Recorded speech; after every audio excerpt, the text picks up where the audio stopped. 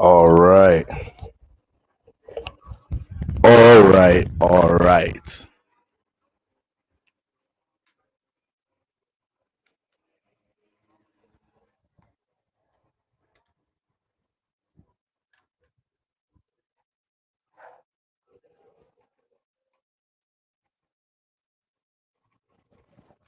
Welcome, family. Welcome, family. Welcome, family. Take your seats. All right. It's going to be a brief service.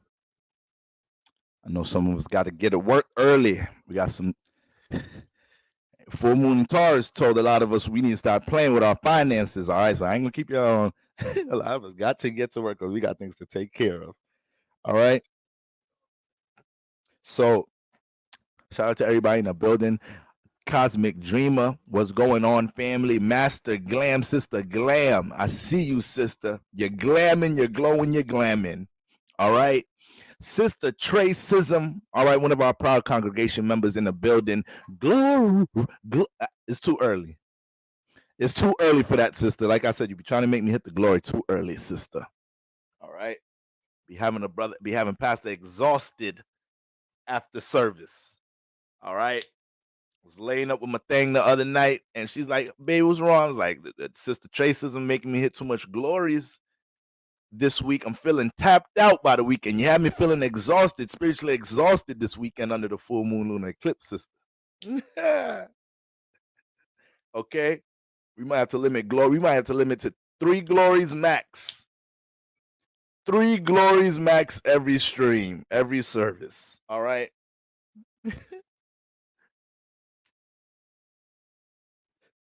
Sister Ayla in the building. Our first YouTube church support membership member. All right. All right. All right. As you can see by the title, guys, this is going to be a Boroscope transit. Okay. So we're going to go ahead and dive into the influences, see what we got going on this week. Okay. And this is also going to be a full moon. This is also going to be a full moon recap, guys. All right. Hold on. I feel like my camera's a little blurry. All right. This is going to be a full moon recap, guys. All right. This was a hectic ass week. All right. And not in a super bad way, but it was just a lot going on this week. So the lucky Libra didn't get a chance to jump on and, properly run through these influences with the full moon in Taurus. So understand, even though the energy has peaked, okay, this energy is very present for the week. Everything that I go over, this evening and, well, this night, and the things we may have already received, right? The messages, the downloads, right? The guidance that we may have already received. When it comes into the full moon in Taurus, we have to understand those themes are very strong this week. We're coming right off of it. Okay, so this was the last eclipse of the year of 2020, 2023. All right. So we all know we're in a transformative space right now. Okay. So I just want to bring some clarity to that area, bring some clarity to the Scorpio Taurus axis, so we understand we have a little bit of an upper hand when it comes into which angel on our shoulder to listen to. Sometimes the purple ain't. They both. Sometimes the purple devil emoji be making a little bit more sense. All right, family. Boy, I don't want to hear none of that shit. That nigga just disrespected you. Fuck all that light and love shit. Go upside this nigga shit real quick. Because if you let the motherfucker slide, then everybody think they can slide. All right. So sometimes the little purple emoji on your shoulder know what he talking about. All right. But this week we gotta understand when it's time to listen to him. All right, or listen to the voice of the Lord. Okay. Yeah, I know that devil works overtime and tries to distract us and stray us away from the voice of the Lord, but we can't go for that this week. All right, guys. So we got a Boroscope transits. I'm gonna go through the full moon lunar eclipse energies first because there's really not that much going on. It's funny how the full moon peaked this weekend, but that really is the main theme of what's lingering into this week. All right, guys. Sister Neoma in the building. Sister Marsha Empress in the building. Sister Tamero in the building. Okay. All right. Once again, I hope everybody's in great spirits. Like I said, I know there's a lot going on this weekend. My week started getting Sister Pretty Lauren in the building. All right. I know there was a lot going on. Lord have mercy. There was a lot going on this week, and you know, I live by my, you know, college town, so it was homecoming this weekend, guys. So even going into the weekend, I was already behind task for the things I personally wanted to accomplish for the week. All right.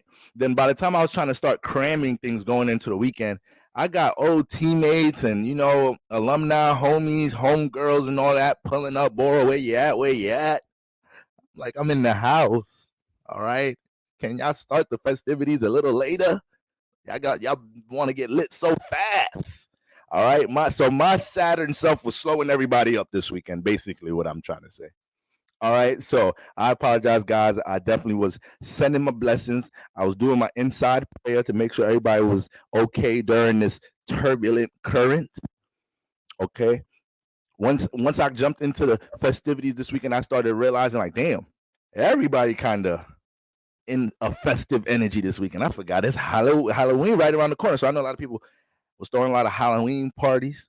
Okay, so hopefully you guys enjoyed yourself, because all I kept thinking in my head was, damn, whose idea was it to have this homecoming weekend on a full moon weekend?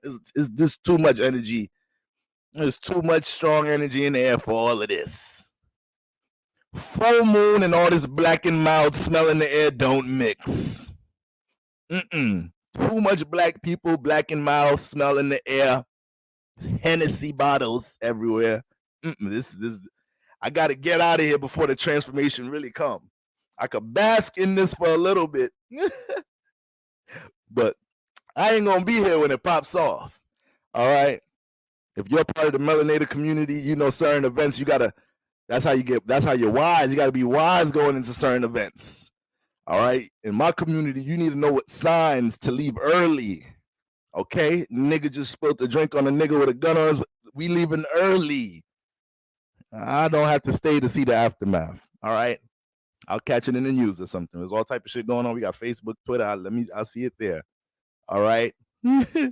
But to God be the glory, because it seemed like everything was safe for the most part. You know, you could always expect a bunch of bullshit going on, you know, around the homecoming time and everything, but it was dope seeing a lot of people that I haven't seen in a while. And I was just like, damn, I just feel like I'm neglecting my church. I feel like me and my church haven't been connecting. All right. So we here to get the energies established going into the new week, gang. And once again, I hope none of you guys, it's a full moon lunar eclipse. So you know it's a full moon times 2. So hopefully none of you guys dealt with any situations that were so intense to the point that it created some transformation that you wasn't really looking for. But once again, in these times when you have these type of intense moments, it's full moon time. So Spirit had to get something off of his chest. Spirit had to release some type of heavy energy within. All right. So when we get around these times, it's easy to have extreme reactions to anything, especially if we feel like we're carrying any type of burdens, emotional burdens, spiritual burdens in our life in some type of shape or form. Obviously, when it comes to relationship dynamics, if we've suppressed anything around these times, partnerships of all levels, we can find ourselves feeling the need to express and let these things out around this time. All right, guys. Sister Miss Pluto in the building. Sister Renaissance of consciousness in the building. You good, family? I know you're good, family. I know you're good, sister. All right. So hopefully, if you guys experience any of that, it wasn't too intense. All right. I've been kind of having people share their testimonials with me in their personal lives this week in general about a lot of relationship transformations. And like I said, on all levels, partnerships, close friends, and all of that. Okay. So some of you guys need to hear this more than others, but there's a lot of things changing in your lives, and a lot of things, once again, that you may have placed some time into building up. Okay. May have placed some time into building up. Sorry, y'all. I just be getting a little sweat. I be having my ring light on, y'all, and that I'm mad sensitive to the heat. My eyes sensitive to it, my skin sensitive to it. So, brother just be getting that nice pre-sweat. All right. But I do have the blood of Christ in my system, so I do have some of that. My Saturn really started kicking in this weekend, y'all.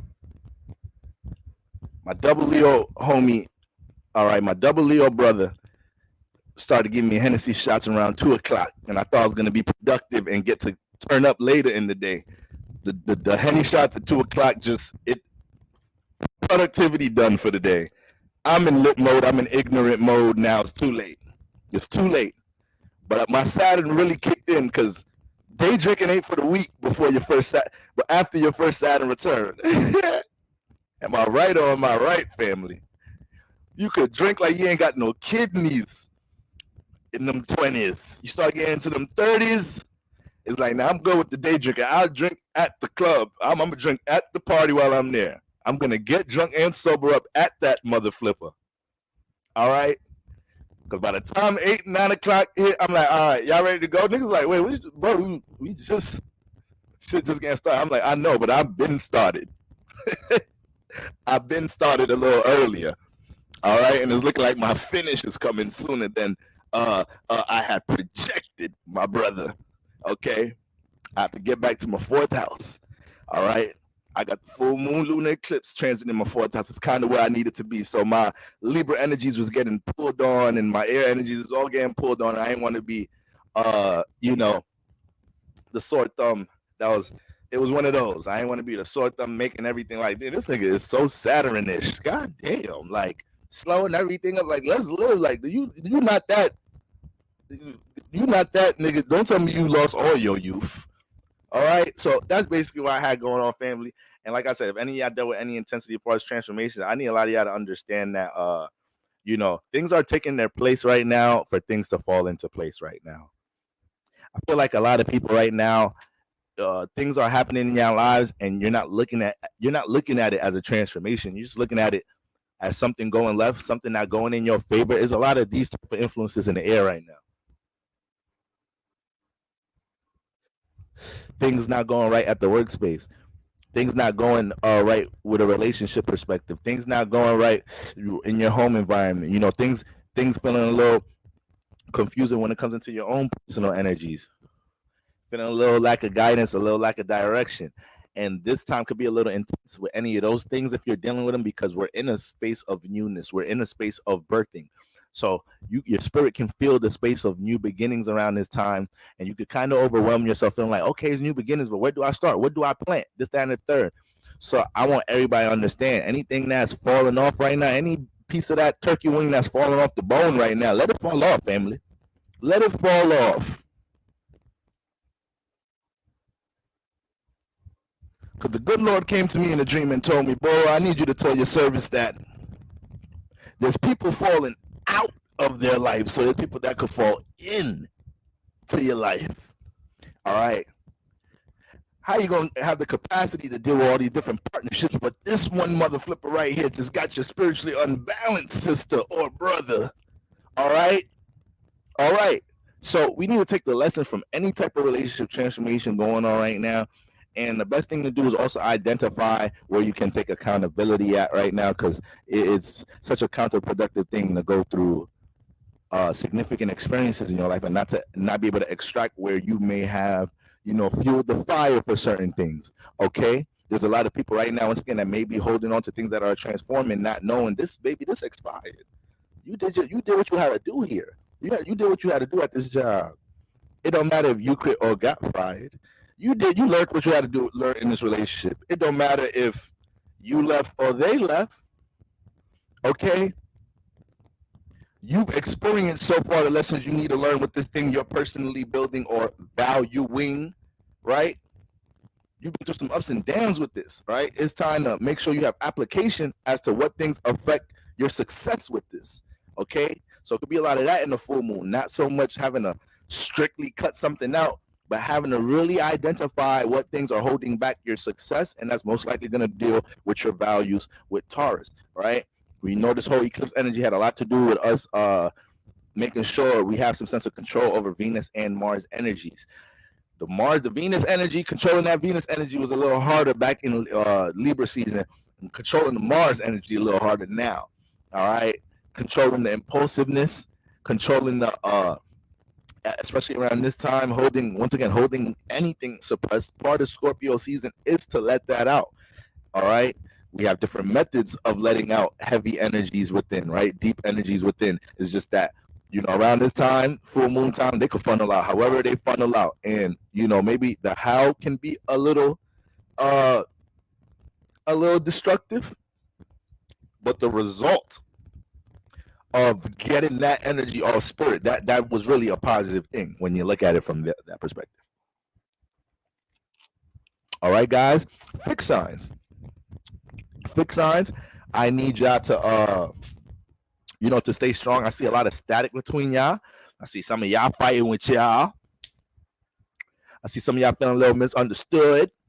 Okay, and feeling like you're in a misunderstood space can also be a result of you getting to something that's different from everything that's around you right now. You trying to cultivate something in an original way that's different from all examples you've seen. You've been taught things that people are into within your peers. When we look at Scorpio energy, huge theme on individuality. We have Mars here. We have Uranus influences in the eighth house, and Uranus was very involved when it comes into the full moon. This full moon transit, we had a lot of energies between Scorpio and Taurus. All that friction. Uranus was one of those planets. So when we talk about originality, there's a lot of things that a lot of us had to get back to our original selves, or started. A lot of us started to have to learn how to make more original decisions when it comes into things that we're valuing. That's a very important thing with Uranus and Taurus generation. That's why a lot of in these past 5 years, a lot of us may have had to fought for things that we really value in some type of shape or form. Okay, you're gonna have to do some of that when Uranus is around. So yeah, let's just go over these, just recap these influences real quick, and let's see what we got going on for the week. All right, once again, shout out to everybody in the building. All right, Sister Jasmine, I see you, sister. Okay, so we had that full moon peak, okay, at 5 degrees yesterday around 4:20. Okay, so once again, anybody that had planets between I would say 3 to 7 degrees of a fixed sign, Aquarius, Taurus, Leo, Scorpio, you guys are felt and are still feeling a lot of these energies going on. Maybe some of the friction that dealing with the full moon resistance between the sun and the moon right now. So once again, you guys want to be the first ones to understand, being on the hot seat, you don't need to have extreme reactions to everything. And maybe it's just easy for things to get under your skin around this time. And just because things get under your skin, you don't want that clouding your judgment anyways. Now, for overindulging into any forms of Venus energy, that is still an active theme, y'all. That is still an active theme. I think a lot of us right now are learning to maintain ourselves within our partnerships, right? I think a lot of us right now are learning to make sure we don't lose ourselves based off of the potential we're working towards in our relationships. And that's a very hard thing to do, because when we see the potential to our partnership, we want to find ways to devote ourselves to that, so we could crystallize, we could get to that manifestation, right? But that has a lot to do with the nodes going on around this time, the node action. All right, family. So I just want to make sure everybody understands that finances, guys, finances around this time. I think a lot of people are having new downloads about how your values are affecting your pockets in some type of shape or form.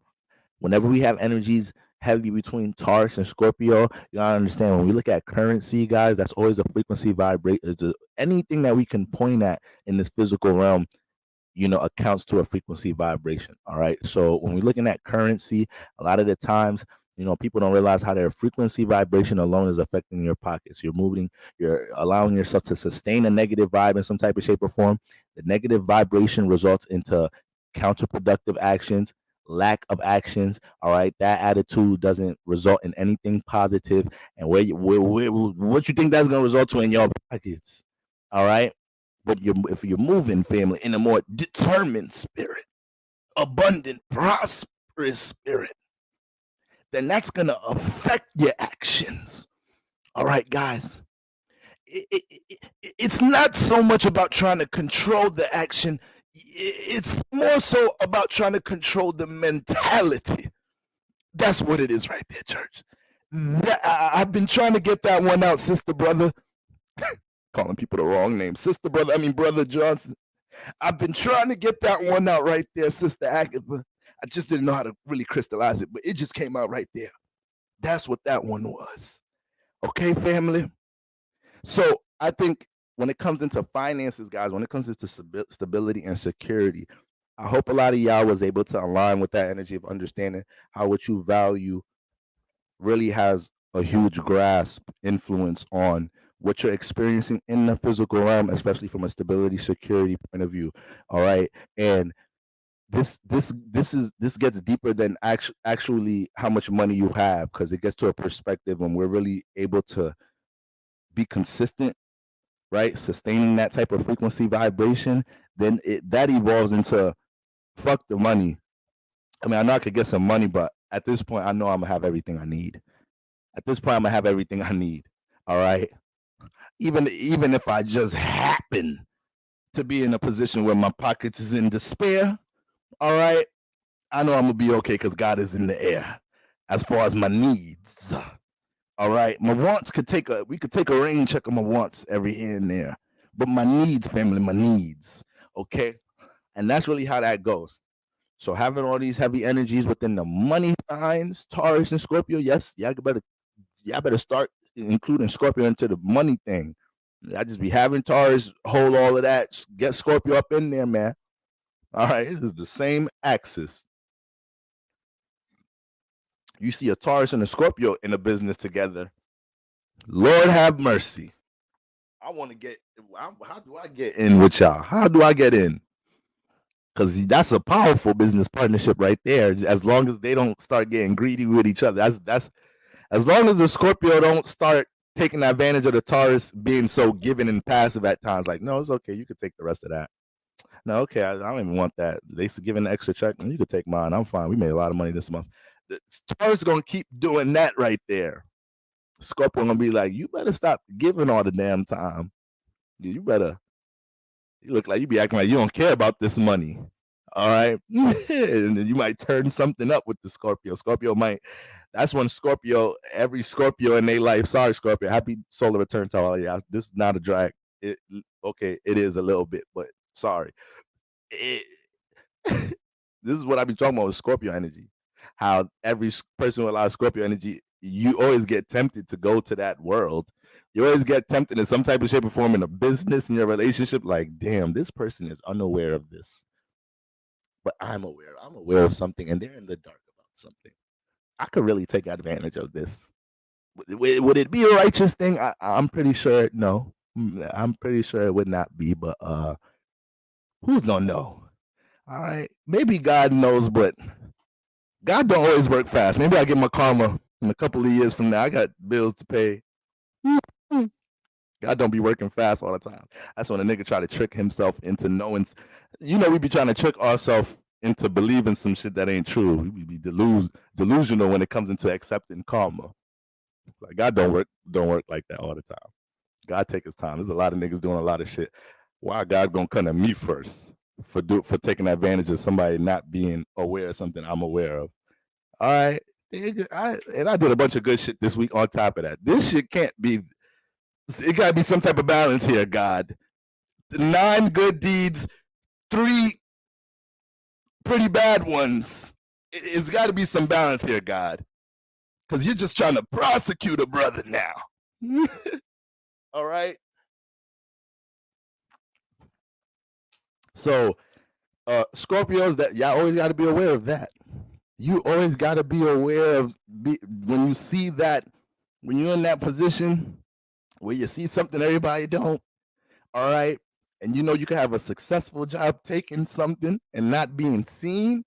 Sometimes you gotta just look up, like, God, we passed that already. God, like, we passed that already. I'm good. I'm evolved. I don't need to be in that.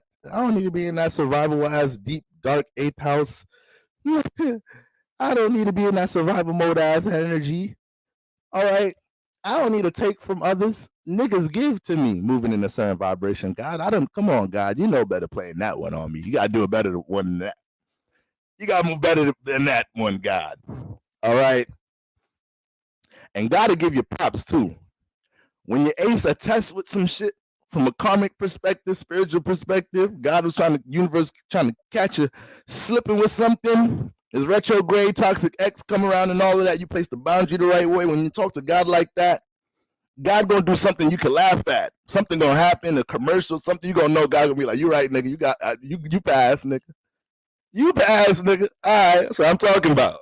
A little nigga down there evolving and shit, applying lessons and shit. That's what you jumped in the body for in the first place."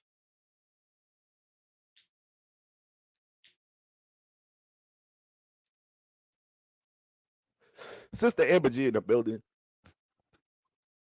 All right, Sister Amber G in the building. All right. So that's what we got going on with that. All right, so okay. This full moon also gave a lot of now or never vibes.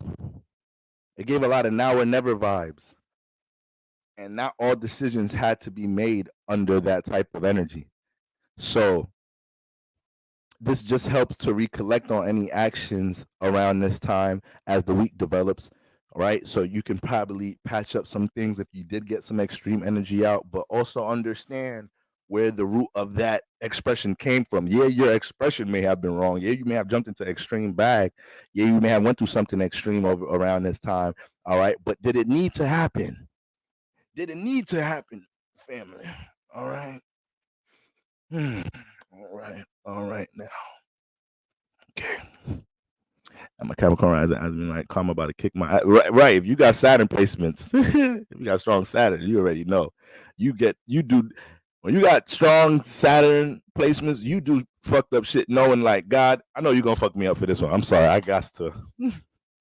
I know I'm not getting away with this, like, but a nigga gotta eat right now. God, a nigga, I'm gonna rebuke. I'm gonna rebuke this energy as much as I can.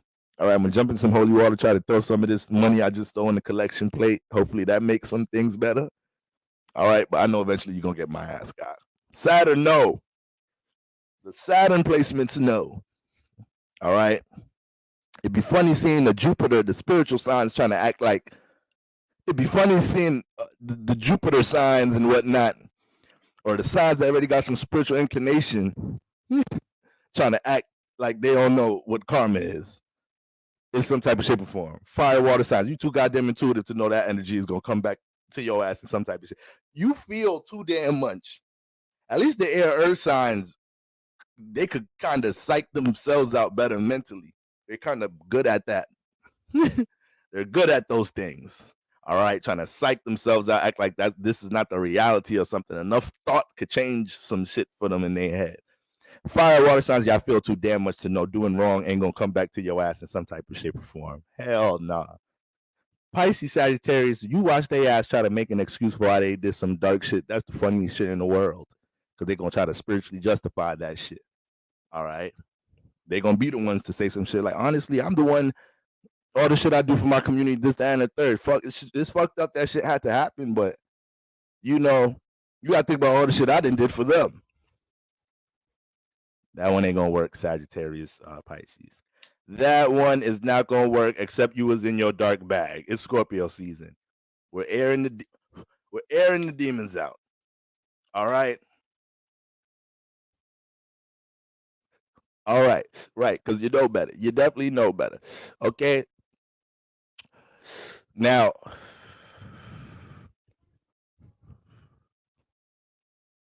let's get right into it once again. Let's just get right into it. Tauruses, this is a recap, y'all. This is a recap. So once again, for everybody who's just still taking seats, even though that this energy peaked in the weekend, huge theme for these next 2 weeks, if anything. I mean, really longer than the next 2 weeks. We already knew these eclipse energies, solar eclipse in Libra, 6 months to a year. All right, lunar eclipse follows it up, last eclipse of the year, 2023. All right, and that goes into a 3-month cycle, 6-month cycle itself. So let's not. Everything has to carry momentum into the next transit, family. Please keep that in mind. All right, all right. Now, Taurus, my Taurus suns and risings. I know the eclipse been coming for a lot of y'all. Okay. Hopefully, you ain't had too much energies pulling on you this weekend to the point that maybe you did want to kind of recharge, do your own thing, and didn't get to do that because everything that may have been going on this weekend. All right. It was just funny also being outside hearing everybody, hey, look at the moon. Look at the moon. It's a full moon. All right. Yeah, you can't miss it. It's beautiful, right? Yeah, you should learn about it. Okay. So Tauruses, understand a lot of you guys, this energy is all about you. It's all about your personal life. All right. But how your personal life is actually being impacted by your relationship life. That's really what it was about. So you have all this activity going on in your seventh house. There's a lot of new awarenesses you're developing with partnerships and relationships in all different ways. You are one of the main signs right now that has to understand, I need to let things transform because I don't know what I might be blocking. All the fixed signs need to keep that in mind more than others. The Taurus sun's risings, the Scorpio sun rising need to understand that more than others. Y'all are going through a lot of things with y'all partnerships, friendships, and people in general. That's changing your perspectives on how you look at relationship activities, changing your perspective of how you believe your partners and people that you're around perceive you in some type of shape or form. All right. So when it comes to my Taurus sun risings, I know y'all to be very giving. I know y'all to be very giving, right? I know y'all to hold a lot of capacity, all right, to help stabilize a partnership in some type of shape or form. So with this Scorpio seventh house, this is why when it comes into your relationship activity, where when you connect to people, you always have to understand, I got motherfucking Scorpio in the seventh house. All right, if I don't make sure I'm fully aware of the intentions dealing with other people, that people can take advantage of, my resources, my help, my value in some type of shape or form, my personal mother flipping value. Okay, so I think there's a lot of these awarenesses that you guys are catching around this time. People wanting to be around you for this, realizing people's only around you for that. Realizing that a partnership is not as dependable or reliable as you thought they were. Realizing that this partner or this partner relationship is not that the mother flipper is not dependable. I just understand at this point that they don't have the capacity to give as much as I can give. Do I want to continue dealing with that? Church, I'm gonna let that one sizzle a little bit because I don't know if you really understood what that one meant right there. I don't really know, because sometimes I don't really know because I'm just being used. It just flows out, and maybe you would know better than me because that message was just directed to you through me. All right, family. Okay. If you realize that your partner, somebody you're dealing with at this time, Taurus sun rising, wants to give but can only give this amount.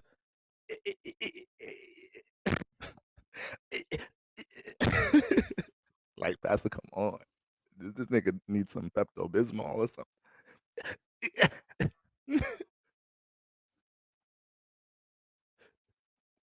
It's up to you to make that decision, Taurus, if you're gonna continue to support that, stabilize that personally. Because in different type of shape or forms in y'all lives, y'all manifest, being able to have some type of stability you can hold on to. All right. And for some of y'all that really get the ball rolling, it attracts other people that want to use that stability, wants to lean on you in some type of shape or form. And that's when the Taurus sun rising has to learn how to have discernment when it comes to who gets to get the shade from the tree. All right. So Scorpio season, times like this will always reveal who don't need to be under getting some shade. Maybe this time, some a lot of my Taurus sun risings are realizing how many time stamping. Has God told you he's going to do something good for you? Because if he hasn't, he's using me right now to let you know that, woman. All right, I appreciate that. Okay, shout out to brother ER having the timestamps on the 6-hour stream. All right, brother ER not in the building, but damn. All right, so the church is devoted. The church is getting in alignment right now, as we should. Okay, the minute you settle for less than you deserve, you get even less than you settled for, has been my motto for a while. My relationships, man, we have to start highlighting these testimonials. That's what we need to start doing in the church. All right. Shout out to Sister TT with that one. Okay. So honestly, guys, for my Taurus sun rises, maybe you had to make that decision, or you're coming into the awareness to understanding, like, okay, I really want to connect with this person, but I just know they may be building, they may be in this stage of their life. All right. So let me fall back. Maybe I was gonna make it heal a little bit more, or maybe let me make sure I'm not neglecting things that keep me stable in my first house, regardless whether this person in my life or not. So it helps to get you centered around this time. Scorpio season is going to continue to do that for you, Taurus Sun's risings. It's going to be a season that continues to highlight how much resourceful people you do have around you, right? Besides the ones that you may realize are not as dependable or reliable. But yes, you guys are definitely the ones that's going through a lot of relationship transformations around this time. All right. It's not just the actual relationship itself expiring, but once again, new perspectives about your partner around this time. Your partner may have been the one utilizing the sun and Scorpio in your seventh house energy to reveal something that was hidden to you around this time. Taurus sun risings, when it comes to people's actions, when it comes to how people are expressing themselves. Sister Amber G, Sister Amber G just blessed the Cash App collection plate. Sister, let me tell you something. Hold on. Everybody close your ears. This is just a message for sister. Everybody close your ears and y'all, sister, do you know God is going to do something for you this week? Do you know that, sister? Because Pastor love him a collection plate. All right. Shout out to Sister Amber. You can open your ears. Everybody open your ears. You good. You're all right. All right, fam. That was just a divine message for sister. It's too sacred for any of you guys to get your ears on that one. That's all that was. All right.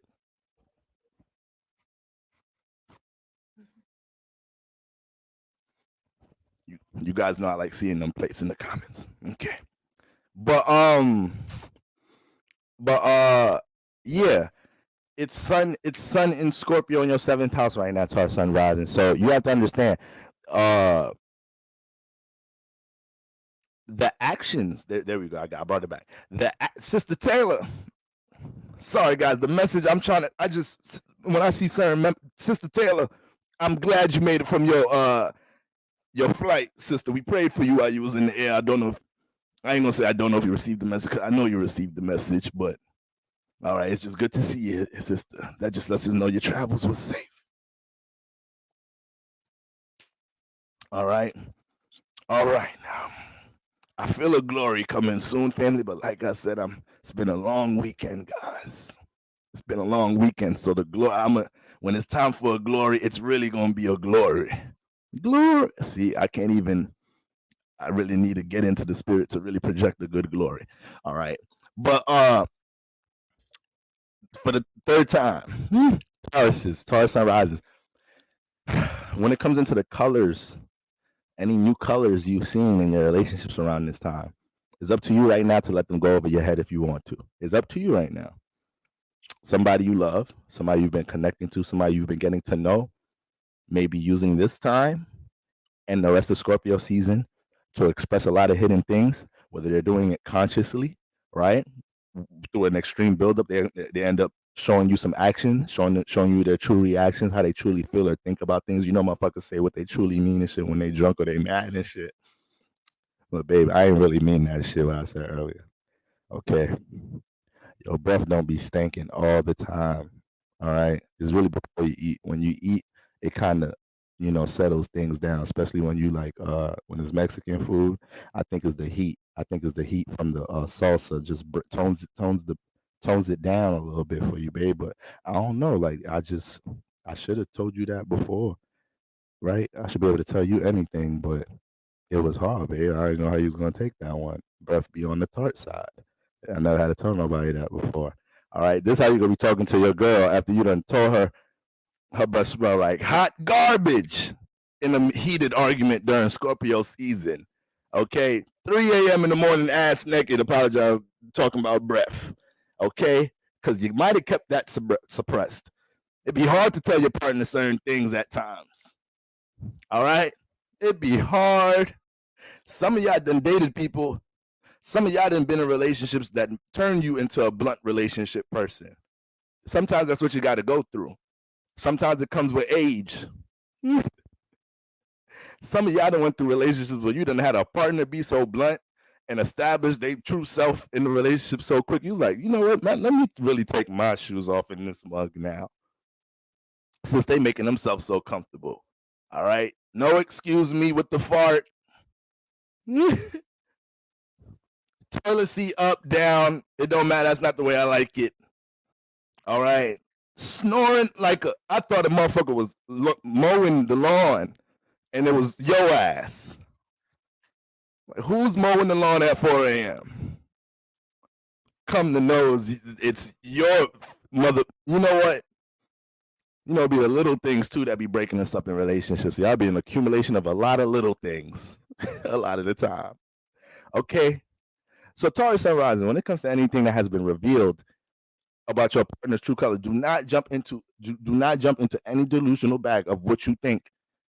Or maybe that's I just seen these true colors, but maybe there's a chance this no, it ain't maybe or nothing. That's what it is right there. That's what it is, Taurus Sun Risings. All right. I need y'all to hone that relationship advice through the rest of these transits because you're going to end up trying to hold on to something in a fixated state. And it's going to take you away from the opposite energy we're in right now that may be a little tougher for you to align with, which is transforming. And like I said, sometimes that's a very hard thing for a Taurus placement to do, is to detach itself or let something go that it has already invested a lot of time into building. That'd be a tough thing. And sometimes Tauruses might try to psych themselves out as to why it's still good for them to keep on being that shoulder to lean on, being that sense of stability, being that foundation helps something grow.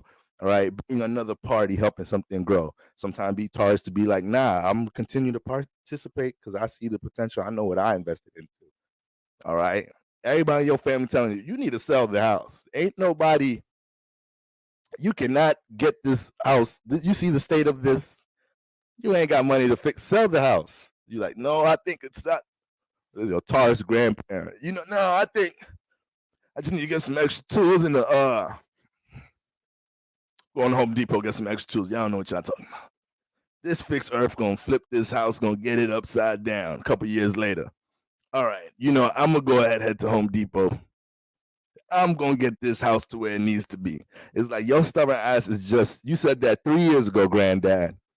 Okay, I know, but that's the problem with you young folks. You guys don't know how to stand on something. All right, I'm old school. I'm gonna stand on something. Okay, talking about y'all standing on business. Y'all young folk don't be standing on no business. I'm standing on my business. You see the house right here, right? Y'all say it ain't a livable house, but I'm living in it. So I'm already proving y'all wrong with that. Stubborn granddaddy. stubborn mama woman. Papa daddy. Boy, Tauruses. I was talking to a Taurus this weekend. She asked me who I think is the most stubborn signs. I told her there's something we all stubborn about. All right. But when it comes to but Tauruses, y'all are special with the stubborn energy. All right. That should be creating a lot of magic at times. All right. You know, I'm gonna give y'all credit when credit is due. Okay. But for the most part, Taurus, you're the one that's going through a lot of relationship transformation. I need to make sure that y'all are letting things go if they have to go. Y'all are letting things expire if they expire. If that bread got mold on it, Taurus, if you don't put that goddamn bread in the trash, all right? All right. Now,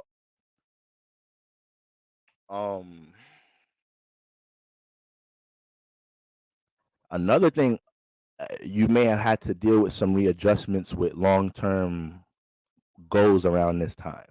Certain long-term goals you done set coming into eclipse season. Eclipse season might be rearranging some things, so you may start to realize around this time, I need these type of different resources. I need this type of readjustment when it comes into this long-term goal. Don't stay too stubborn in that manner as well. Too stubborn, feeling like no, the way the blueprint I created it with is how we finish it with. Sometimes that's a part of the process, but that's what a lot of you guys learn in anything that y'all value as much to see grow in y'all lives in some type of shape or form.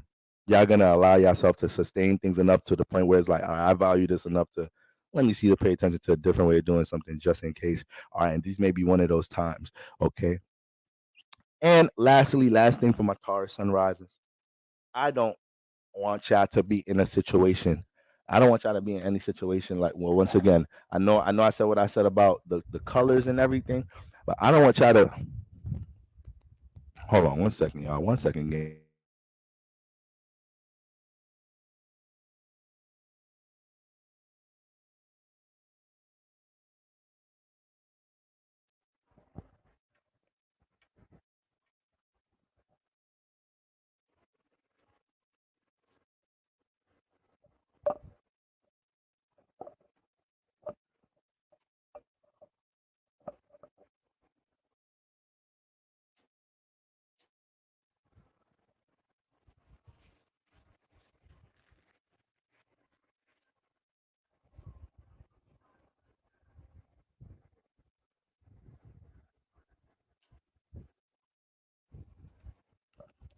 Yeah, family. So I know I said what I said about you guys seeing the true colors of people, Taurus and rising, but I also want y'all to make sure that y'all not holding anything too deep too, because y'all could jump into the extreme of Scorpio energy trying to be in alignment. That's something easy to do when we're in your opposite sign or dealing with a lot of opposite energies.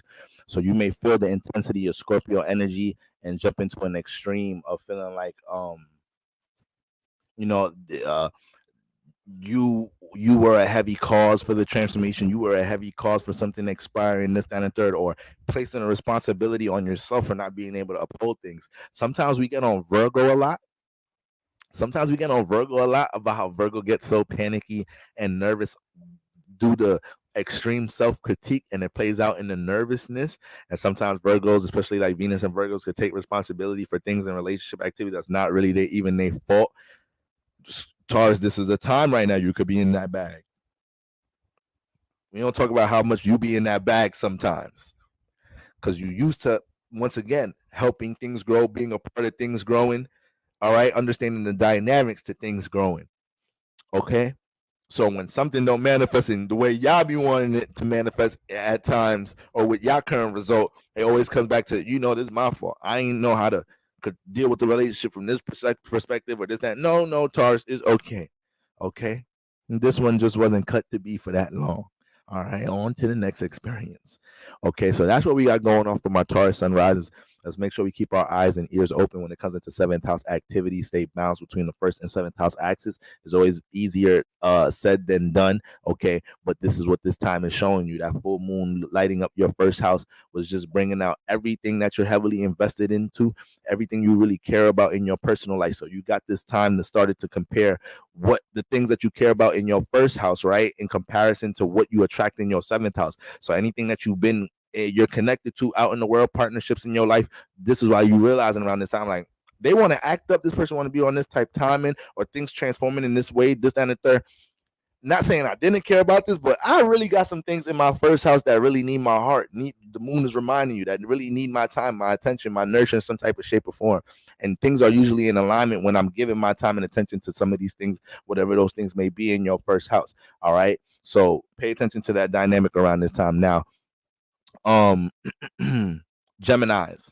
Okay, Geminis. The moon is about to get up into Geminis. So shout out to my Gemini sun risings. Brother ER in the building. Gotta finish up some school business tonight. But I be supporting the things that support me. Bless up, family. Everybody, let's just real quick, family, just stand up real quick prayer for Brother ER. God bless Brother ER with anything that he needs to be blessed with in this week, family. Excuse me, family. We talking to God. Excuse me, God. You not well. We are family, God, right? Okay, my bad. We family. But can I call you that though? I didn't know that was okay. All right. Anyways, bless brother ER. Bless him. Praise. Put some praise on him. All right, church. You take your seats. All right. So, so family, when it comes into my Gemini sun risings, that full moon transited the 12th house. All right, that full moon transited the 12th house. You might just be starting to realize certain things that just happened around this weekend. Like when you get that strong, intense new moon, full moon transit in the 12th house, you be a little too high off your emotions or something. You feeling deeply into really digest the reality of some shit with a strong new moon presence in your 12th house.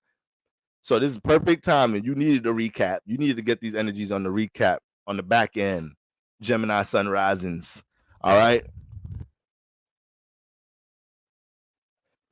So Gemini sun risings, that full moon in the 12th house was helping you to understand how to react towards things going on deep in that subconscious. We felt more comfortable being in an isolated space. But when we got Taurus in that 12th house, a lot of times things that you really value have to really learn how to see its action, because it could stay in that subconscious state. So it's almost like sometimes you have to prove to yourself, Gemini sun rising, like, no, I really have to understand that how the things that I value subconsciously will eventually dictate my actions with things. Okay, so the things that I value, I attract that in my relationship life. I attract people that's into that. I attract conversation about it. So my mind gets stimulated to these things. So this is a time for you in general to understand how your subconscious already values certain things, how that has played out certain energies in your reality. You have all these influences going on with Scorpio in your sixth house. So your sixth house is under construction right now. There's a lot of changes and transformations going on with the workplace. It may be changes and transformations going on in your work department in some type of shape or form. You may be getting ready to adjust to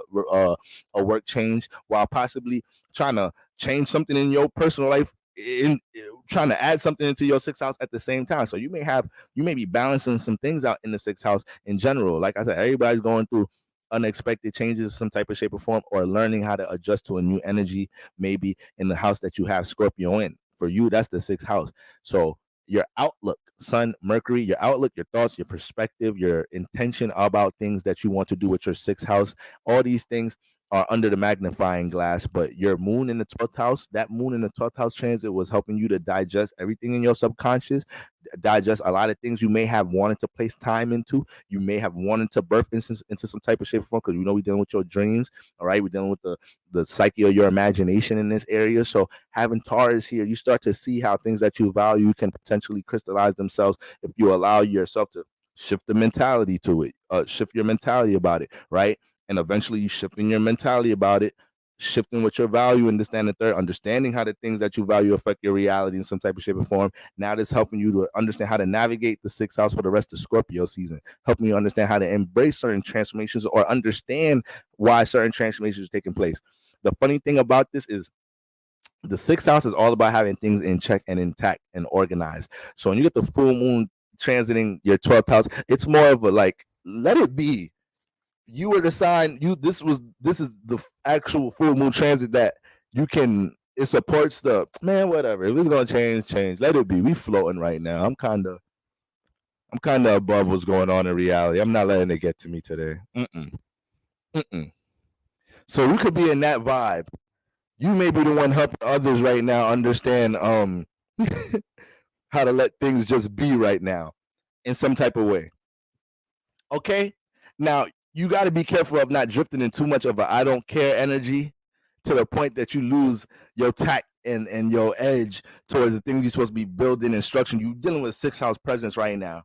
So this is a season for you where a lot of things can become, unstable simply because there's lack of attention towards your sixth house presence, right? Your regiment, your wellness in all type of shapes and forms.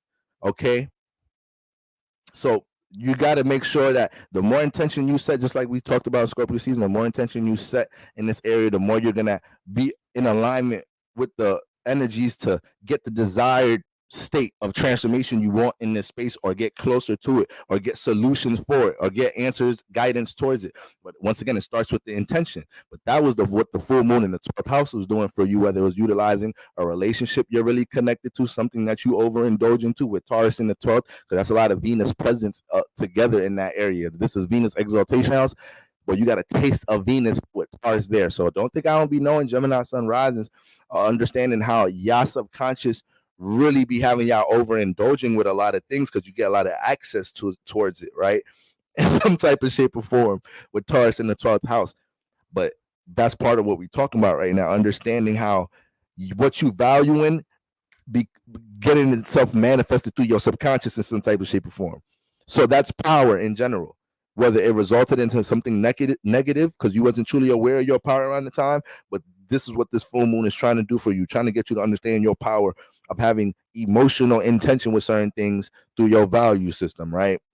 Whether it's an aspiration you value, or whether it's simply the people, places, and things you value in your life in some type of shape or form. It also could show you how you may be up in the air. You may be real floaty with your values a lot of the times in life, and the full moon came to correct you. Mind you, the full moon don't play about Taurus in the first house. So we all went through extreme energy with the moon trying to correct us when it comes into our values and how we deal with stability and security. So when you got Taurus in the 12th house, you're talking about a sign that's dealing with stability, and the house that ain't got nothing, don't give a damn about no stability. All right. Stabilize this imagination. Stabilize this fantasy. All right. Stabilize my mental health. that's stabilize my IV. Okay. The 12th house rule hospitals and whatnot. That's the stability going on here. your spiritual stability, your subconscious stability.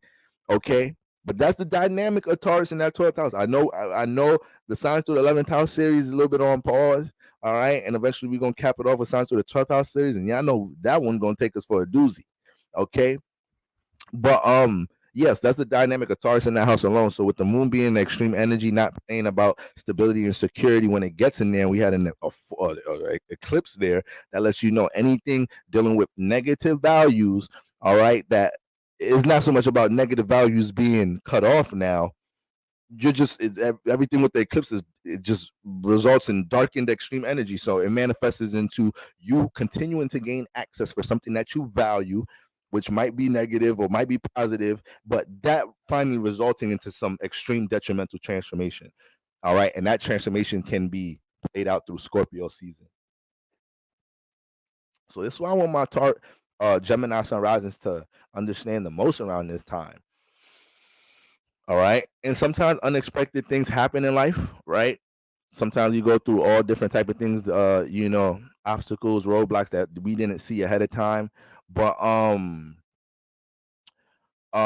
lot of the times we could feel the pent up energy, the accumulation of something about to change, about to transform, right?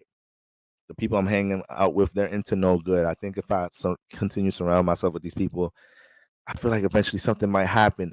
A lot of percent of the time, we get that feeling.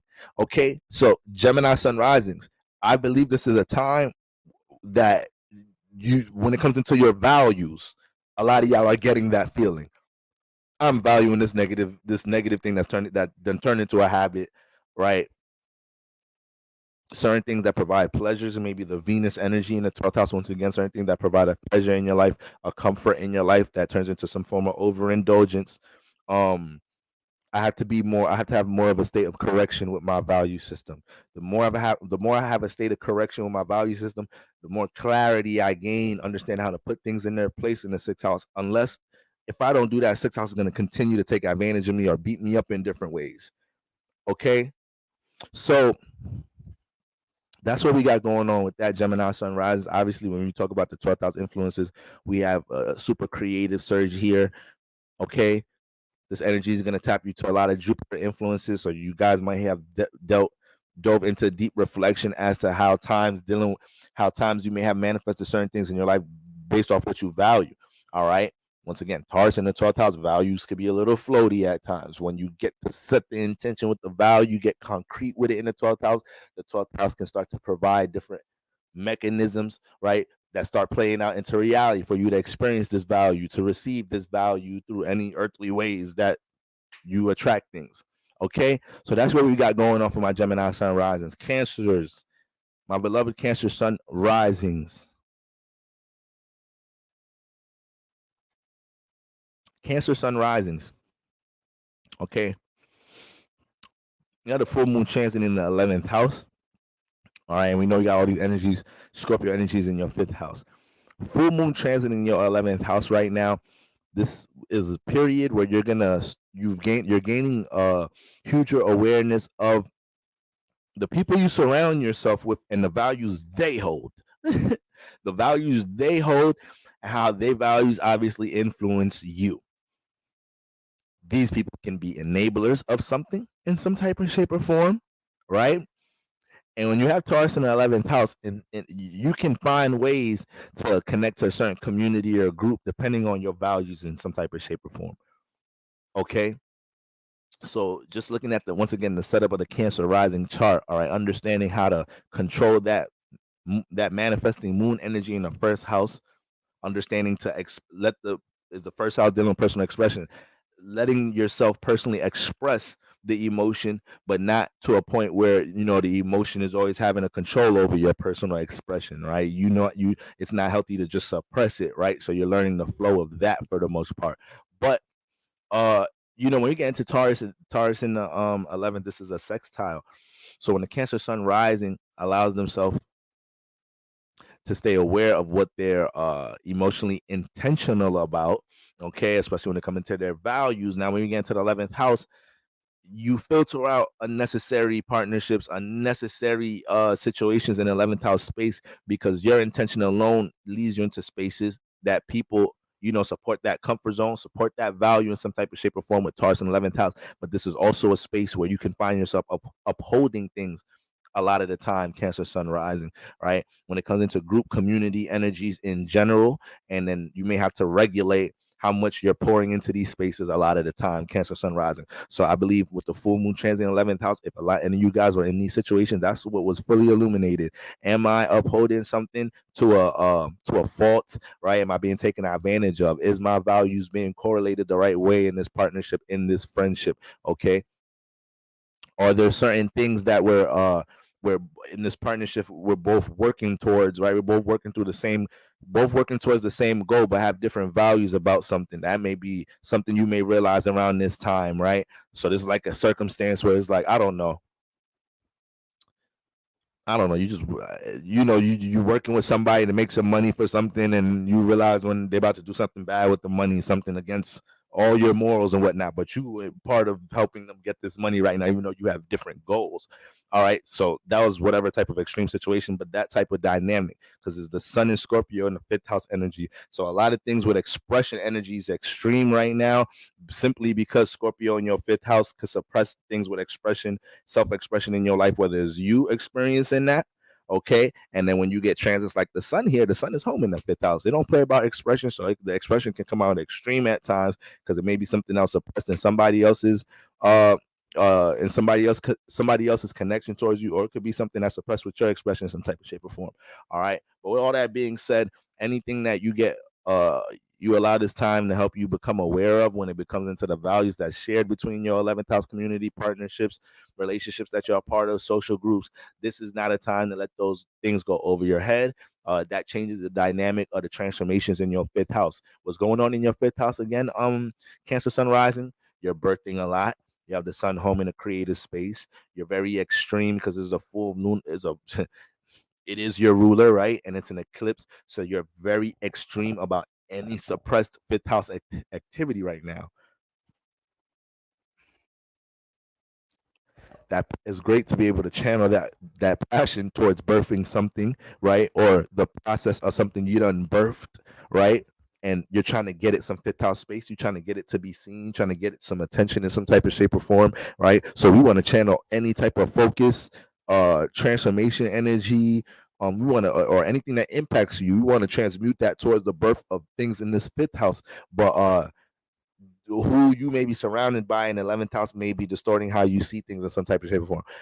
This may also have been a period where there may have been a certain new perspective that tweaked a lot of it came into your life to change the game on how you look at yourself presenting something to the 11th house. So if you're very active in the 5th house space, dealing with a lot of creative energies, birthing new energies, right, embracing any attention being seen, or experimenting with the ability to be seen for something that you're creating, anything like that, let's say maybe let's just use social media for an example, right? You're new into social media, you don't really like whatever as far as from a creating space.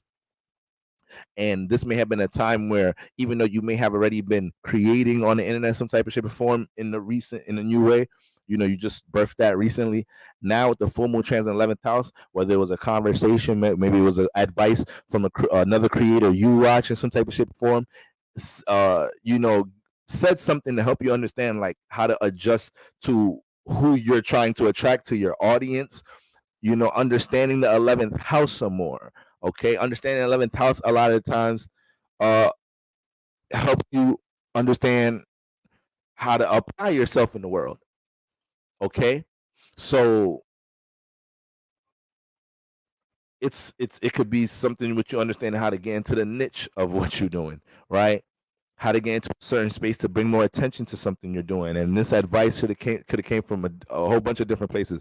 This really could have been a time where some advice you've been getting, some resources you've been getting through other people that you've been had on how to get some attention or expand something that you're trying to grow or birth, you've been ignoring it. And then the full moon came through this time, and somebody close to you, somebody that makes a lot of sense to be used as a vessel or a situation may have occurred to help you to understand how long you're going to ignore that you could jump into the 11th house in this way. You could be seen for this in this way, right? or if you birth something, you create something, you don't have to go through things in this type of way. If you just birthed it through this natural space, you'll attract these type of people in 11th house. So it's like all those type of influences that were likely to happen around this time, likely to happen this week. Okay. Made some new Virgo friends that affirm me. All right. Rule of my 11th. All right. 11th house is active. Okay. It was active. Now, remind you guys, like I've been saying, eclipse season, before we start talking about transformation, Brother Niner, by nature, 88 in the building. Brother, do you know, we got to tell you, you know how I was about to conclude that sentence, right? The church heard how I started. You heard how I started that sentence, brother. But you also know how I was going to conclude without me even concluding. All right, Ashe. Okay, true. All weekend I've been pressured on people reminding me to get my creative back. Right. Okay, so there you go. In some type of shape or form, it may be something you've been neglecting. Like I said, something you've been neglecting that could jump you into the 11th house in some type of shape or form, or help connect what's being birthed in the 5th house. Oh, but this is what I was going to say. You got all these. This ring light is killing my eyes right now. You got all these transformative influences happening in your 5th house right now. So it may be a whole new way of you looking at something you was creating that came from 11th house perspective as well. So it may be something that develops through the 11th house that you may not be that familiar with, but gives you all the guidance that you needed for something. Don't let that go over your head around these times for whatever you're dealing with from a creative perspective. Okay. And who we talking about? We talking about cancers too. So sometimes cancers is one of the signs that don't be liking when people don't give them good delivery. It's like, yeah, you said what you said is true, but that delivery, I ain't banging with that delivery. Cancer is one of them signs that'll be on that timing. So right now, Cancer Sun rises, you're in a space where you're an artist, you're a painter, and you're trying to get your painting game up. You got your painting in this gallery, and there's a showcase, and then this real famous, bougie, real known, millions of followers everywhere artist comes in the building, and everybody's so hyped to hear her critique about the painting. So Cancer Sunrise, she get to your painting, and she's like, wow, whose painting is this? And you like, that's my shit. You feel me? That's my shit. Yeah, keep it real. Real niggas do real shit. And she's like, so much talent, but raw talent. And, this is a scattered painter. Its emotions and thoughts are not truly formatted right. So, but beautiful talent, but raw, needs some correction. I'd be looking forward towards this artist. See, Cancer Sun Rising be the one that came and take the compliment out that shit. All the Cancer Sun Rising her was didn't know how to take a proud, humbling compliment. Talking about like, damn, she said my shit got raw talent, stand the third. Said my shit look better than everybody else's shit in here. But said my shit scattered. Fuck, she ain't scattered thoughts and emotions. This art, bitch. Fuck you, ain't nothing correct about nothing. It's an expression. Ain't no correct, ain't no perfect way to do art. Like, matter of fact, let me go tell her about herself. And then now you jump in your bag and you done fucked up everything. She wanted to sign you to her agency and shit. Before that, before she came back to you to tell you that she wanted to exchange things with you, wanted you to be her new protege and shit, blow you up, use all your resources. Scorpio in the 5th house. Somebody coming to help you with their resources for your creativity, Cancer Sunrise, and you just pride and got in the way. You ain't like the delivery of that shit. You ain't like how they connected that ideology. You feel me? And then you blew it up. But it was a full moon weekend. It's like, damn, what I was supposed to do, bro? I ain't know. Said my shit felt scattered. You know how much healing I've been doing, Boro? This is the Cancer Sun woman. You know how much healing I've been doing lately, how much inner work I've been doing, self-work I've been doing. She gonna say my art looks scattered, and that's a result of my expression. Oh, this, so she ain't gonna set me back that much. She's not finna set my moon back that much. Boy, you're a whole Capricorn moon. You might go for that and just put your emotions to the side and be like, all right, how can I be on your team? So you want me to be a protege, right? You say you're gonna give me some followers too? You gonna repost my shit? Oh, that status. I need some of that status, bougie artist lady. All right. I don't give a damn how scattered you think this art is. My bank account looking scattered. I'm trying to get that organized. Repost the brother. Okay. Cancers, they can't do that though. I could tell you that as they op.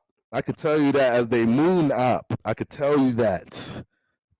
All right, they can't do what I just said. It's too hard to put that out. They not saying they're gonna be extreme to the artist lady, but they may just have to tell the artist lady like how they truly felt. Like, listen, art is an expression. You're not gonna say in front of a lot of people that I'm talented, but then my artwork is scattered in some type of shape or form. To me, that was a perfect expression and display of how I was feeling, thinking, and vibrating in that moment. And I think you kind of, I probably see how you tried to big me up in the moment. And listen, I appreciate that because you are you. You're very talented. I look up to you. You inspire me. But I just kind of wanted to correct that, kind of hit home for a little bit, especially with the things I'm going through in my life. So Cancer, that's evolved Cancer right there.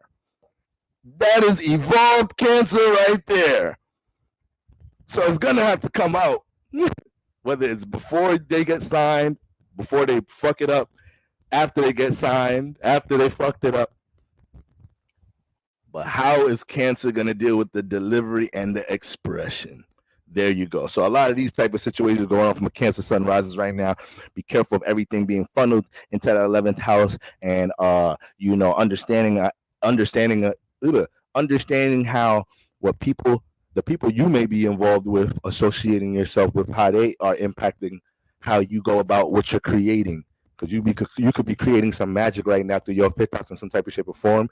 Your inner child could be ignited in ways that never been ignited before, right? You could be touching different departments of creativity in your life, especially when it comes into expression in general, right? And from a mild to a major perspective in your life.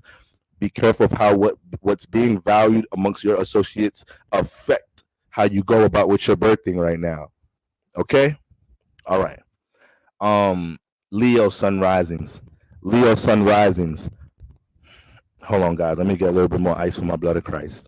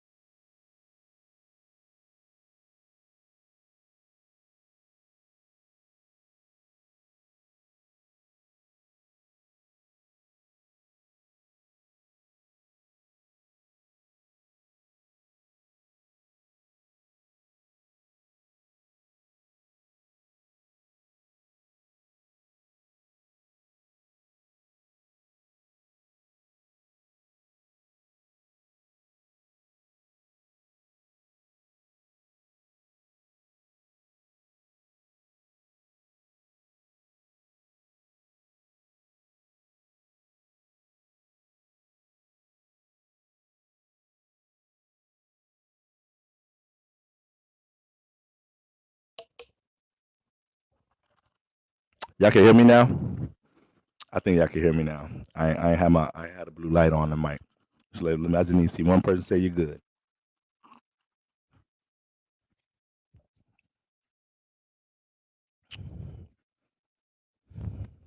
Okay. All right. All right. Sorry, guys. Sorry for all that mumbo jumbo. All right. I was just saying a whole bunch of stuff. My shit was muted the whole time. But we ain't got time for that. Ain't none of that. It was really important. All right. So where we at? Where we at, guys? Where we at? We on are we still on Cancers? Yeah. Yeah, Cancers. Yeah, Cancers. Get back in the word. Yeah, Cancers. I remember. Got back spirit back. All right. But that 11th house is everything right now. Understand how the things that you're valuing influences what the people, because right now you could be in a space you trying to birth something, create something, and depending on what people value in your 11th house in some type of shape or form, they trying to shoot your shit down in some type of way.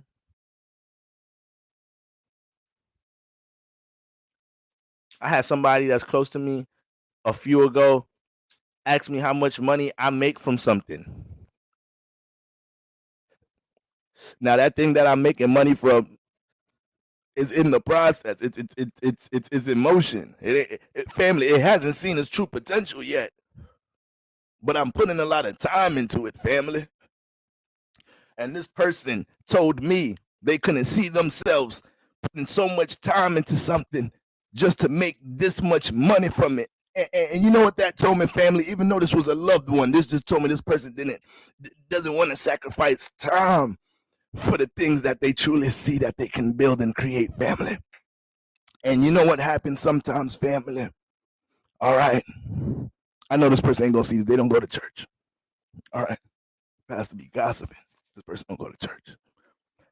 What happens, family? You start to believe those same things about yourself, family. You start to doubt the things you've already created. You're already in motion, right? The boat is floating and rowing, right? You're already coasting. The bread is already toasting. All right. Niggas be boasting. All right. Hoes be hoeing. All right. My bad, y'all. But you get the point, family. You get the point, I say. All right. Cancer, don't let people project on you around this time, especially with your ruler dealing with intense energies during eclipse season. So even around this time, all right, it could be some deep reflections that's hard to bear, but it helps the growth. That's what's going on with my Cancer Sun rising to conclude that word for Cancer Sun rising. Leos, God is good. Leo Sun risings. All right. Now, for my Leo Sun risings. The 10th house, family. The 10th house. All right. That's where all the action was going. That's where all the action was at when it comes into the full moon in Taurus for my Leo suns and rises. All right. So all this activity going on in the fourth right now for my Leo sun risings. All this transformation going in the home environment right now for the Leo sun risings. A lot of Leo sun risings got things going on in their personal life. Make sure I'm not all in the mic. All right, brother, be all up in the mic. One thing about the Leo sun risings, a lot of you guys may have things going on in your personal life, and they low key had to take a pause for things that had to be taken care of in your fourth house. That could be manifested in your real actual house. Things that have to be taken care of in your actual physical house. But we know the fourth house is dealing with the heart space. It's dealing with your emotional well-being. Okay, it's dealing with your mental health, dealing with your relationship, with your privacy and your solitude. All right. So around this time, I need my Leo sun risings to understand, regardless of what you want to crystallize, and this is what the full moon in the 10th house is showing you. Like, regardless of what you want to crystallize in the 10th house, you have to make correction in the fourth. You have to make correction in the fourth. If there's things that's not at home with you in the fourth house, it's always going to take an impact on the potential that can be reached in the 10th house. Is that saying we can't see no success with things going on in the 10th house? No, Pastor would never say nothing like that now. Pastor would never say nothing like that now. All right. But it is saying if you have certain habits, certain people, places, and things that you're connected to, which Scorpio season will continue to show you, these things that you feel deeply about in the 10th house, how you want to be seen, how you want to navigate career intentions that you may have in some type of shape or form, what you value in career, right? What you want to sustain, what you want to continue to build, how you want to be seen for some of your values in some type of shape or form, Taurus in the 10th house. All right. Taurus in the 10th house. So, it's very important to understand that anything that you realize you might need to make a change, you might have to make an adjustment for, you might have to align with some type of transformation in order to get the 10th house into the shape that you'd like it to be in, right? In order to ignite either new things that you want to get in this axis, things that you've been birthing in that space in some type of shape or form. The more attention you pay attention to the 4th house things, the things that you're connected to that feel uncomfortable, the things that play off as burdens in your life into some type of shape or form, may have let some type of person have it into your 4th house, and that's why the 10th house has been unstable. So when the full moon transits there, all right, any heavy activity there just is going to directly reflect back on the things that you're looking at in your 4th house right now. All right, this is kind of it's kind of like how we opened up the live stream, guys. It's kind of how we opened up the live stream talking about uh the frequency vibration that you're in and how that should affect your pockets. Okay, that shit is some serious shit. That shit is some serious shit. There's some people that could wake up tomorrow and just tell themselves like, yo, you know what? I'm not even gonna try to force life right now. God, I'm gonna do everything I can and I'm gonna do every single thing that I know possible that I can do while moving in a positive spirit. And I'm gonna just trust whatever you want to happen. Because I want things to happen my way, obviously. Obviously, I want things to happen my way. So it must not be that my way must not be working. All right. So let me surrender. All right. You got to know when to surrender, family.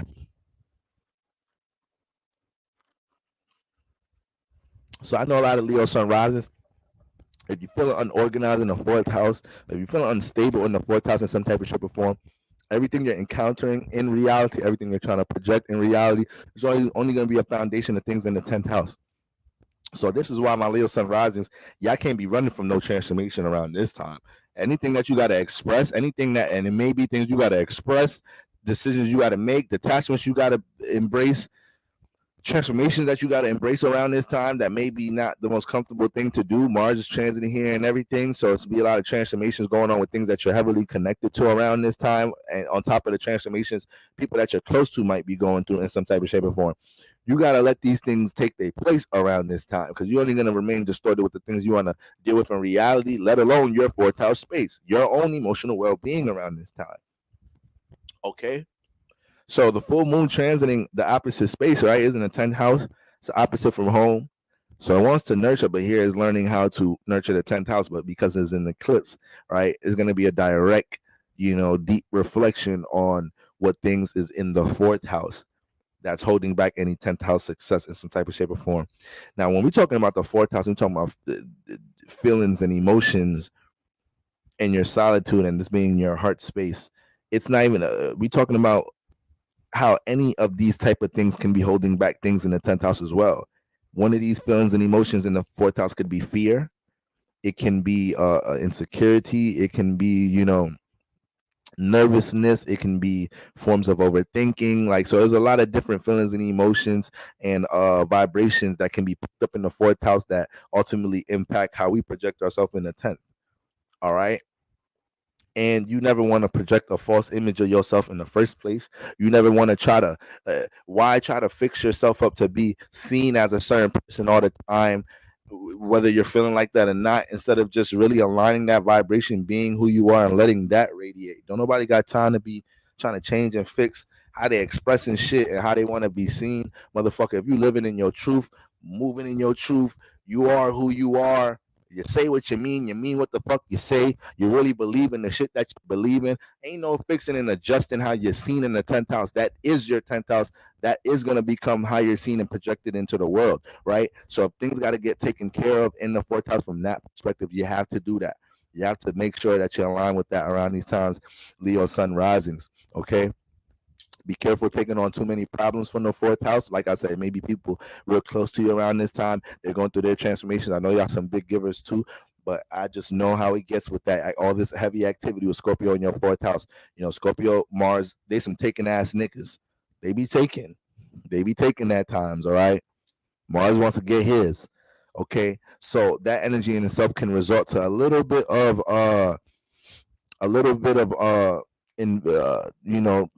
crossing boundaries in some type of shape or form. All right, I was looking for a different way to say that, but it could be a little boundary crossing around this time. You have to regulate a little bit of that. All right, Mars gets to regulating things with the emotional well-being, transiting the fourth house. It's just it has an intense way of going about it. That's the thing. That's the only problem. It ain't that what it's trying to do is wrong. It's just intense about it. Okay. A lot of y'all may be dealing with situations right now where the family or people close to you don't necessarily align with the things that you feel deeply of wanting to invest or create in the 10th house around this time. That may be some of the resistance that you have to deal with while you're in this new birthing process in eclipse season. All right. Is that going to be what holds you back from doing certain things you feel spiritually called to do? I hope it don't. I hope it don't. Not in this church. All right. And that could be some of the toughest decisions to make. And not even decisions to make. We could already have made the decision like, man, whether my family's upon me or not, my loved ones see my vision or not, I'm called to do this. I'm going to do this. I am not trying to jump into no heavy competition energy. I'm going to do it, because I want to prove something to myself. So it's not even hard about the decision being made, but sometimes it could just fill away with that energy that you would like to be support coming off as resistance now towards something that you want to do. So some of y'all may be dealing with that around this time, and that's playing out Sun in the fourth house energy, bringing awareness to how people truly feel around you in your fourth house space. A lot of true awarenesses about how other people feel about things you feel deeply on around this time. Start to realize your partner really don't care about your art gallery shit like that. We talking about using the last example, art gallery lady. Your partner is tired as hell going to the art gallery. He's like, man, everybody in there fake as hell, bougie as hell. You seen what that lady said about your painting the other day? These the niggas you want to impress. It's giving you that type of vibe. All right. So you have to be careful of how you allow what's going on in the fourth house to be negatively projected in your 10th house in some type of shape or form. And that's what the moon in the 10th was helping you to see. All right. Lighting up Uranus, lighting up. You've been going through so much influences in your 10th house, cultivating your individuality in this Uranus transit the past 5 years. You just might have ran through mad resistance through the home environment around this time. You might have gotten into some extreme shit, blew up on their ass, or somebody at work. Anybody in any of these axes could catch it. You start feeling like that's why I could have been somewhere with this type of 10th house aspiration if I had support from y'all asses. So we don't want to get all deep into that shit. We just want to continue to utilize the Sun in the fourth house awareness to help us see any true feelings and emotions. Scorpio in the fourth, any true feelings and emotions when it comes to people close to you, any true feelings and emotions you're holding within yourself that is ultimately playing out in how you go about dealing with things and stability. This is a water house. We are dealing with insecurities and attachments. Fourth house, we're dealing about connection, attachments, things that you brought into your inner space. So Leo, once again, what habits, what mentalities? All right, let's kind of get out the physical realm. Just mentalities alone have you made comfortable in your fourth house space that is ultimately dictating your success in the 10th house. All right, a lot of transformations can be made. You're going through a lot of situations that's trying to get you to Mars is going to work in the fourth house. So I know there's a lot of pressure right now that you may be placing on yourself, trying to move yourself into a center space or emotionally stable space or take care of any attachments you may have in this area.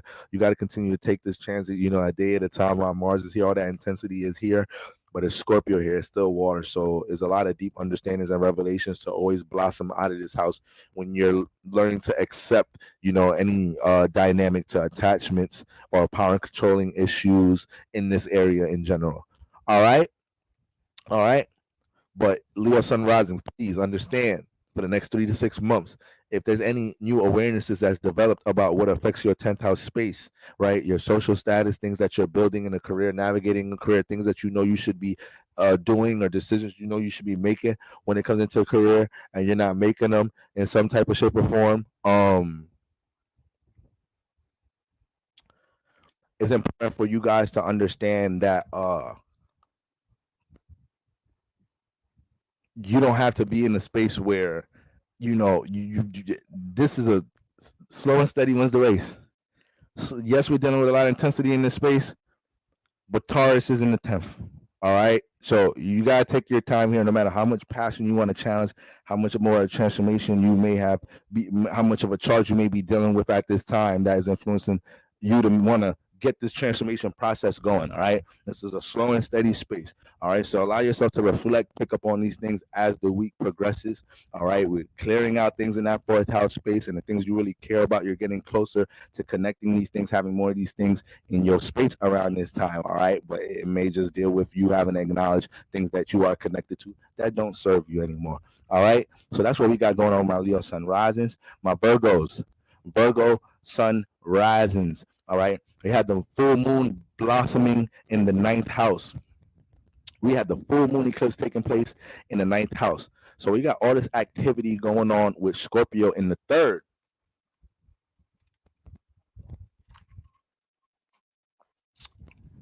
We got all this activity going on with Scorpio in the 3rd.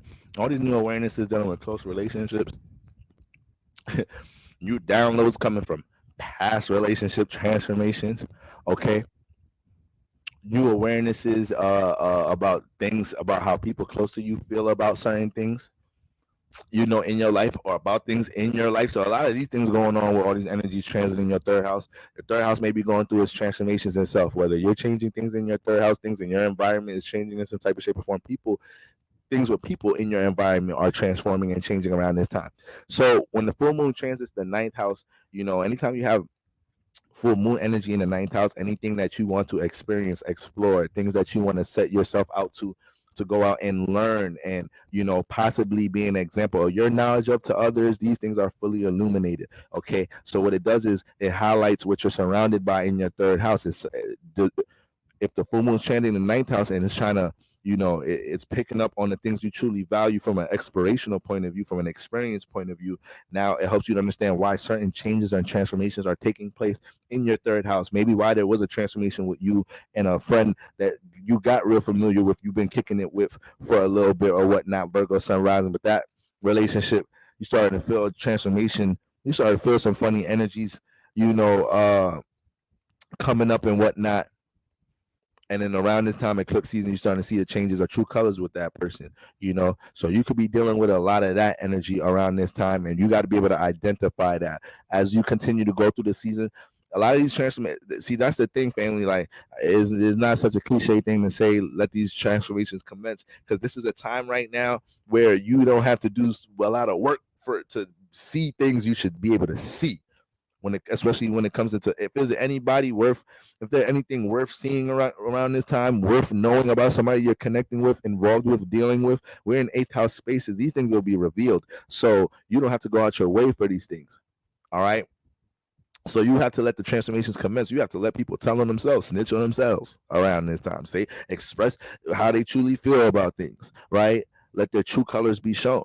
You're seeing a lot of this in your 3rd house space right now. Virgo sun risings. Okay, another giving one, another real giving one. All right, another one that plays out the stabilizer a lot of the times. Okay, so you got to make sure you're not holding any type of protection against yourself when you get these true colors revealed to you about people you associate yourself with, or how things in your elements itself in your surroundings, right, in some type of shape or form, affect the things that you want to tap into in the 9th house. You may have wanted to explore, right?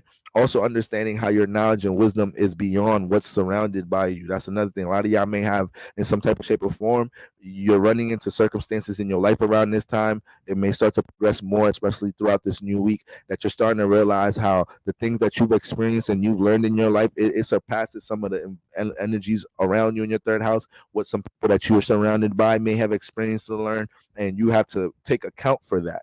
All right. So things that they may be into, you can't heavily be influenced into. Sometimes you got to be an example of, something in a more experienced way, in a more mature, wise way.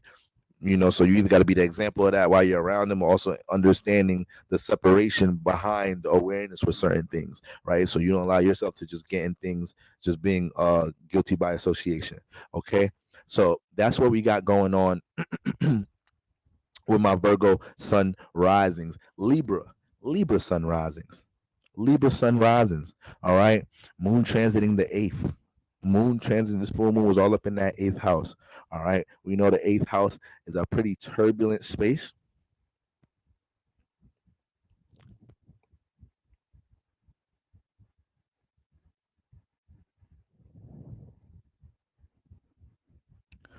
We know the eighth house is a very turbulent space for the moon.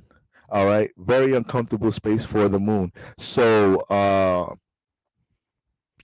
anything when we talk about full moon eclipse too, right?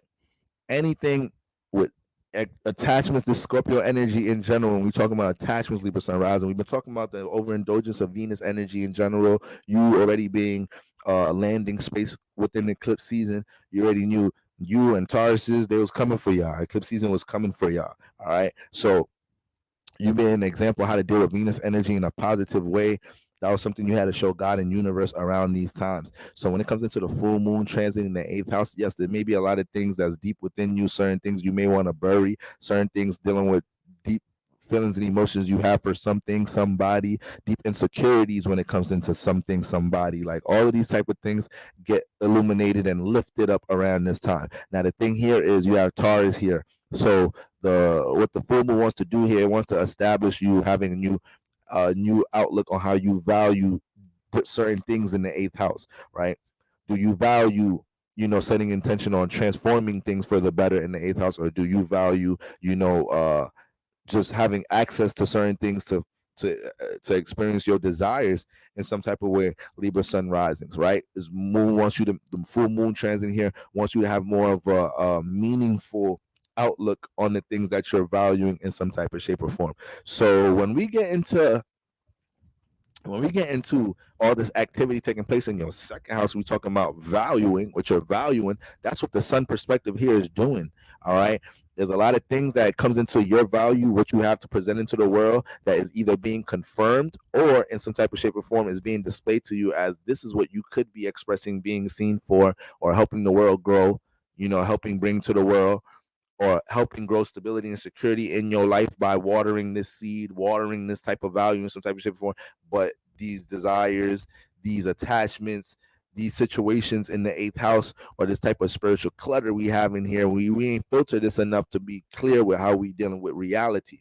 All right. The reality portion is what you dealing with the sun transiting the second house right now, when it comes into all my Libra sun risings. So when it comes into relationship energies, Libra sun rising, when we talk about Venus, like Taurus is the earth side of Venus. So yes, relationship activity could be things that are very impacted around, that is hugely impacted around this time when it comes into my Taurus sun risings. But once again, when it comes into eclipse, Libra, you give off the Venus energy more so through a relationship way, because you are air, you are through the seventh house. All right. So if you've been in a state where you felt like you need to receive your Venus through relationship activity, you can't discipline your relationship activity, you can't think ahead, right, and be more wise and mature with how you deal with relationship activity in your life, then this could be a very transformative time. All right. This could be a very transformative time. All right. And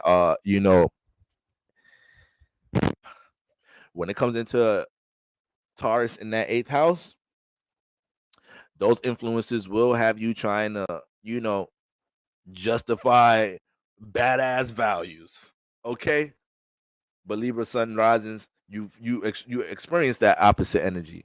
You experience that opposite energy. So you already, if you watching this live, you already got stories about how you trying to justify something that's negative in your life manifested to even something even more extreme. And you could be in these type of spaces right now, not even realizing like, damn, I'm trying to act like an attachment is not as bad as I think it really is.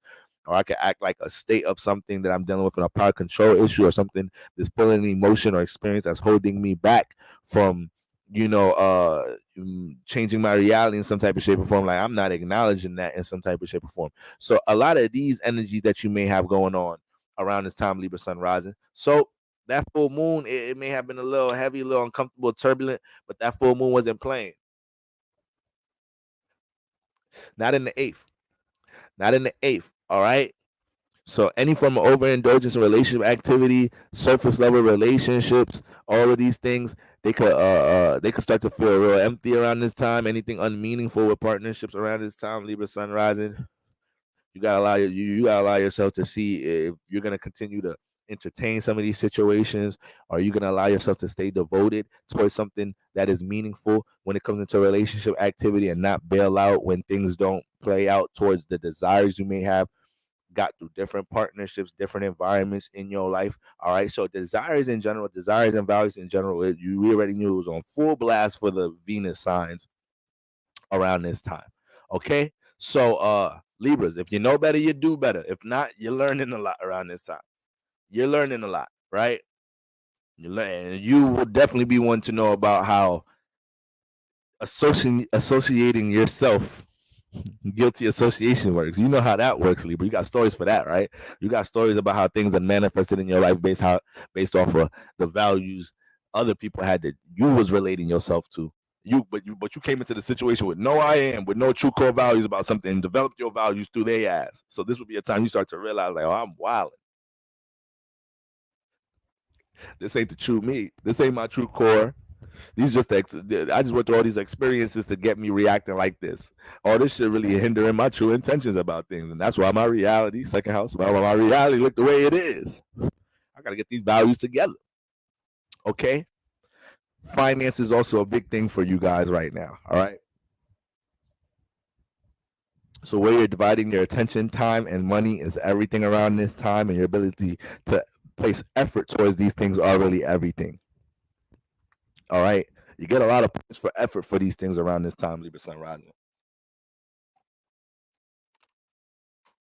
Now, when we get into once again, all this activity taking place with Scorpio in the second house, you're understanding, what type of transformations you may have to embrace to see something you value crystallize. So right now, you're in a space where for the continuation of Scorpio season, you're gonna continue to understand how any transformations taking place in your life is directly based off your values, but understanding how things that you may be working on that you value, a relationship potential that you value, creative endeavor that you value, a business endeavor that you value. This is the time that you realize how much transformation you may have to embrace for that success, whatever quote unquote success may be for your circumstance. All right. This is the time where you'll start to realize a lot of that. Okay. So don't run from that. Acknowledge it. Don't try to find ways to work around it. Okay. That's what we got going on, Libra sun rises. Scorpio sun rises. All right. Scorpio sun risings. Scorpio sun rising. I've been saying since Libra season how turned up the Scorpio season is going to be in the midst of these eclipses. And we're here. We're at the last stages. We're at the last stages of the last eclipse transit of the year, Scorpio sun risings. All right. So there's a couple of things going on here. Now, we got the moon. This full moon energy was all up in that seventh house space. Scorpio sun rising, I give you a lot of credit for being the individual that you are. I give you a lot of credit for that. And with Taurus in the seventh house, in different ways in your life, you have to learn how to cooperate in order to sustain building things with others.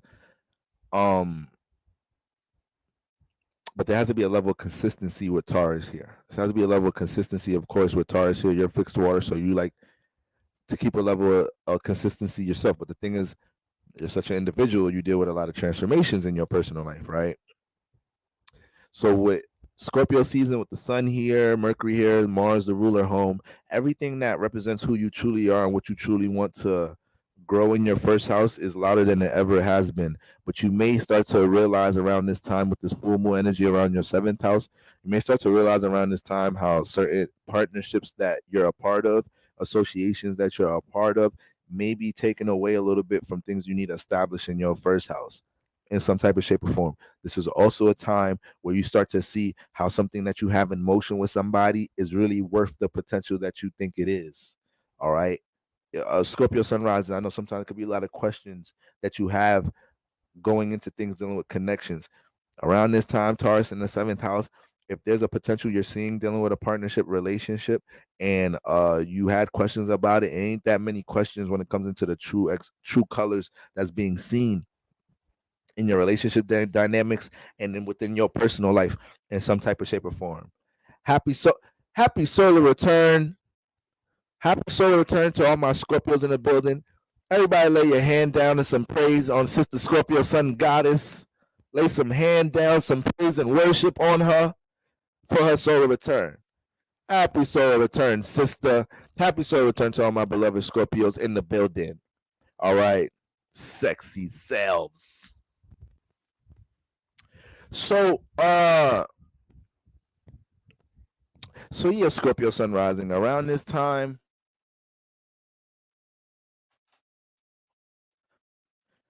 Obviously, you guys were ones that were up for a lot of new awarenesses when it came to relationship energies. Okay, a lot of y'all realize how you might have been a little bit too forceful with your ways in your relationship, trying to dictate how you want things to happen into your relationship personally. But like I said, if you're in a space where you're realizing that this relationship partnership potential is as bright as you thought it is, then you allow yourself to adjust your personal ways of doing things in the first house. Now this is the thing. Scorpio sun rising is get tricky here because it's all about you. All right, it is all about you right now. So things have to be led from a first house space. So when I say that, how understanding, how cooperative is this partnership towards your first house space? I always tell y'all, when you're going through these first house space transits, all right, there's your solar return and all of that. If you're in a relationship partnership and your partner can't let you have your birthday, they can't let your sun shine in the first house, this is a clear indication of something that's expired. All right. Keep that in mind, all my Scorpios. Keep that in mind, all my Scorpio risings. Okay. How the hell the sun gonna be transiting your first house and the people that's supposed to let you get your praise, right? The people that's supposed to be laying their hands on and praising you on your solar return in some type of shape or form, they get in the way of your expression. They get in the way of things that you're seeing. These are things you find yourself not even being able to personally relate. All right. So this helps you to really see the state of the true foundation of partnerships in your life around this time, Scorpio sun rising. Okay. I believe a lot of you guys know that there's probably a next level to achieve with something that you may be working on in your first house in your personal life, or something that you may want to birth in your first house. Birth energy is super strong for you guys. All right, the sun and Mars at the first house, all types of turned up. So I told you guys the most important thing around this time is also pacing, because you could feel overwhelmed. You could be trying to get so much done in little time, right? So you could get into a little bit of an exhausted bag. All right. So I just want you to make sure you guys are pacing yourself through all of these things, but there has to be some clear intention of what you want the desired state of your personal life to be. If there's no clear intention of what you want the desired state of your personal life to be around this time, Scorpio sun risings, the seventh house is going to continue to be an area that could filter out more unstableness in your life. If you don't stand for anything, you can fall for anything. Your seventh house is going to be where the falls are at right now, because there was nothing that you were standing on in the first house, when everything is in your favor right now for what direction you want things to take place in your first house. The more intention, the more clear we are about these things, the more answers in the how. It ain't about the how, it's the what. what state of the first house do you want right now, Scorpio Sun rising? Okay. For a lot of you guys, setting the intention of what needs to happen here never been more clear.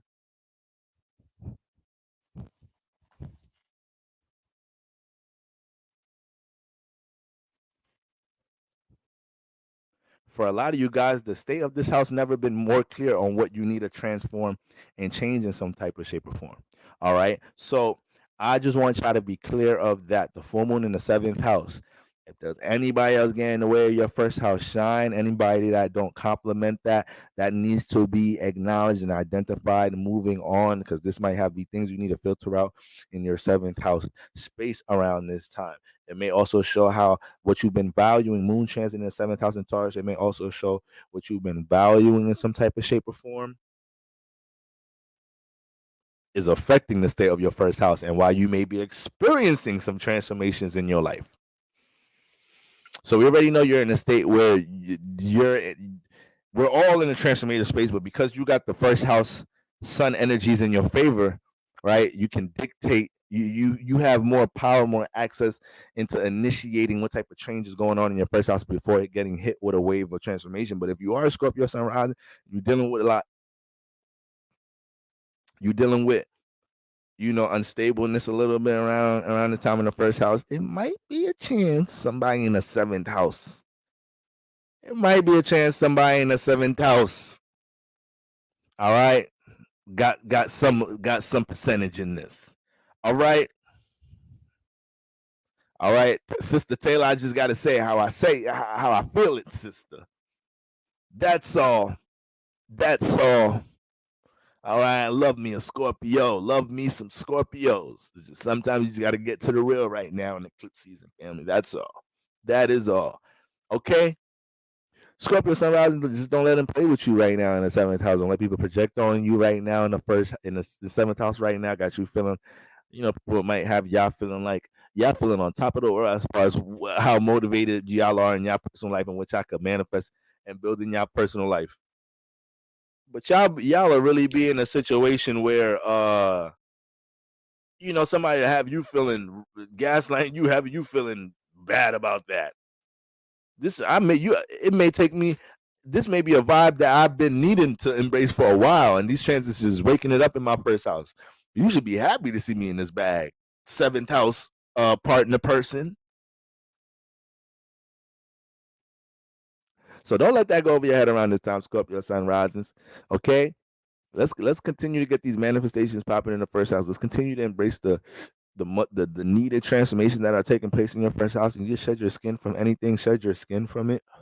All right, and learn to, not saying that you can't feel on things, but if there's anything that you feel like from the past that's holding you back around this time, I think you're getting somewhat of a spiritual push around this time to understand you can still manifest and accomplish in your first house, regardless of what happened in your first house in the past, bro. Real nigga shit. All right, that shit was a part of the battle. That was a part of the motherfucking battle with Scorpio in the first house.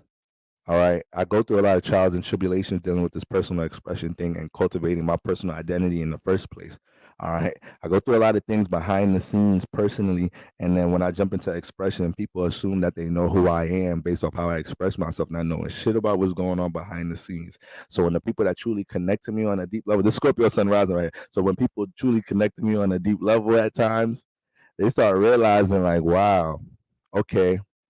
Not saying that you're fronting about who you are out in when the light is on you, but I see how you have to jump in that bag at times, and not even jumping in the bag, but I see why you may have to restrict expressing certain things because that may be too intense, too real, too dark, too heavy, to whatever it is, too spiritual, to whatever it is, too passionate, to whatever the fuck it is for a motherfucker to always be revealed in the light. So that's something you always manage, you're always channeling, or better yet, you're always managing. Yeah, so energy that you're always managing, so that expression don't jump out into a heavy energy onto others.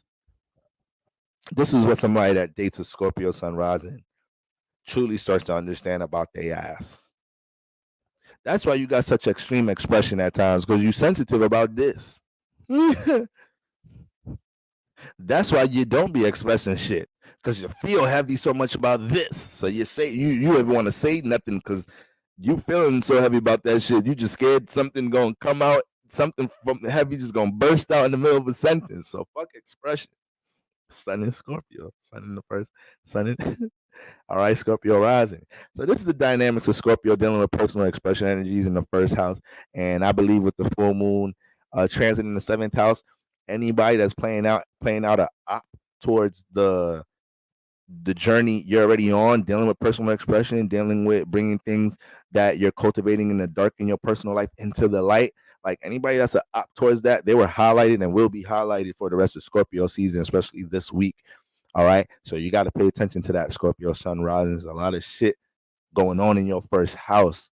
Get Scorpio, get to work. Use that energy. Powerful time. All right. Powerful time. Like we just Libras, we just had our motherfucking solar return and whatnot. But our ruler was a couple of houses behind. That would have been fire to have Venus in the John too. Yeah, I got that energy going on too. So when we talk about the chart ruler being home and the sun being able to support it, knowing that the sun is the one that's telling Mars, putting the battery in Mars back. Like, no, it's okay, son. It's okay. They did that. We going back to the park. No, you can fight, son. I'm gonna be there, make sure it's a fair fight. But they tried to bully you, gonna whoop their ass, Mars. Mars is like, you sure I can whoop their ass? Dad, I ain't gonna get in trouble. Yeah, you can whoop their ass. You better whoop their ass. Or I'm gonna whoop your ass. Like, all right, Dad, I'm gonna whoop their ass. This is Mars and how Mars get down with the sun. Okay. All right, Scorpio sun risings. All right. Remember this: the sun energy ain't the bet. Ain't the that energy with Scorpio is like, yeah. You start making Arnold Schwarzenegger sounds. Like, get to the chopper. You start getting nervous when that sun energy come around. But because Mars is here, Mars helps Scorpio to realize, like, Scorpio, this shit only helps the things that we are actually trying to do. At times we have to embrace this energy in general in the journey of the things we intentional about, the things we're trying to transform. We may need to jump into our sun bag at times when it comes to certain things, certain passions and goals we have, aka expression, own the stage, right? Own being seen for something, own something within our self identity. Okay. So right now you're learning things in y'all lives right now about this. Some of y'all may have birth things and a new status, new identity is starting to be attached to who you are. And you learning to like, okay, this is how this new status feel. This is how me being seen for this new thing I expressed out my first house, creative endeavors, brand, business, whatever it is. This is the transformation process of me getting into it, and it's really not that shaky. I don't even know why I took so long getting in this bag. So I know there's a lot of Scorpio sunrise dealing with that, and that motivation is just took 10 steps because something was already in motion. But regardless if something wasn't in motion, that's the charge that was behind something being in motion. All right. So Scorpio sun rises, man. Don't nobody know what to transform. Shouldn't nobody know what things need to be transformed and the significance to embracing transformations in your life more than you. And not only that, but being able to identify why something is transforming more than you. So when we talk about embracing the transformations around these times, unexpected changes in whatever type of way, you guys are the ones that when changes, transformations happen in your life, you're like, all right, I see you, God. I see why this one happened. And I'm gonna just go to sleep. I'm not even gonna trip about this one. I'm gonna get some rest and learn how to deal with this one in the morning. You the one that be the example on showing us how to just deal with life. I was dying laughing with somebody in the spiritual community I was talking to over the weekend, and we was just joking how we was like, when is the spiritual community gonna realize that 90% of any message we give in tarot, astrology is about staying positive in this motherfucker, because life is gonna life. Ain't this shit always gonna be fucked up?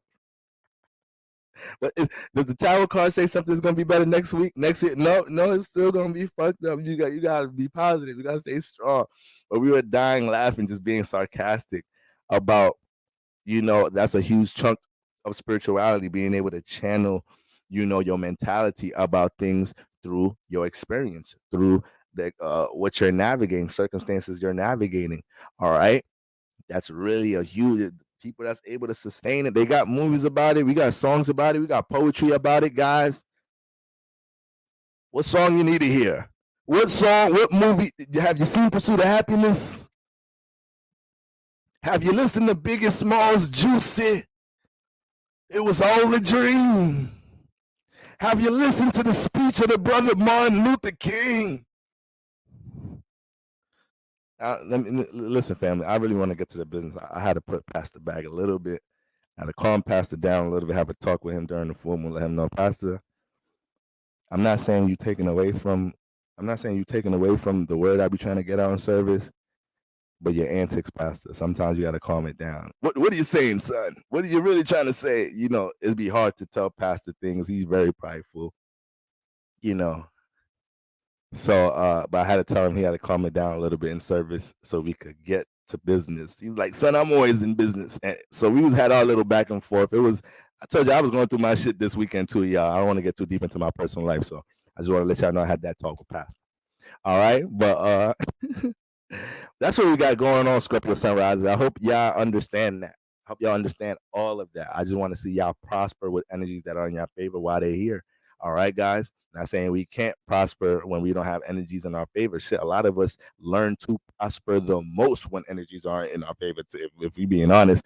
But I just know energies in y'all favor, and I need y'all to take them to the moon. All right, gang. Shout out to y'all. Now, Sagittarius, sun risings. Okay. Sixth house. Full moon activated the sixth house. The sixth house was fully illuminated and will continue to have heavy themes throughout the course of Scorpio season and especially this week. All right. So when it comes into the full moon transit in the sixth house, man, Sag, we've been talking about no, excuse me, I'm about to talk about somebody. I was about to bring up something else from another sign. I think that was Scorpio sign, what I was about to say. But Sagittarius, when you talk about the full moon transiting, you know, the sixth house, the sixth house space ain't really your shit like that. It ain't really your thing like that. But when we look at where all the Scorpio activity is at, is in your 12th. Is in your 12th, Sagittarius. So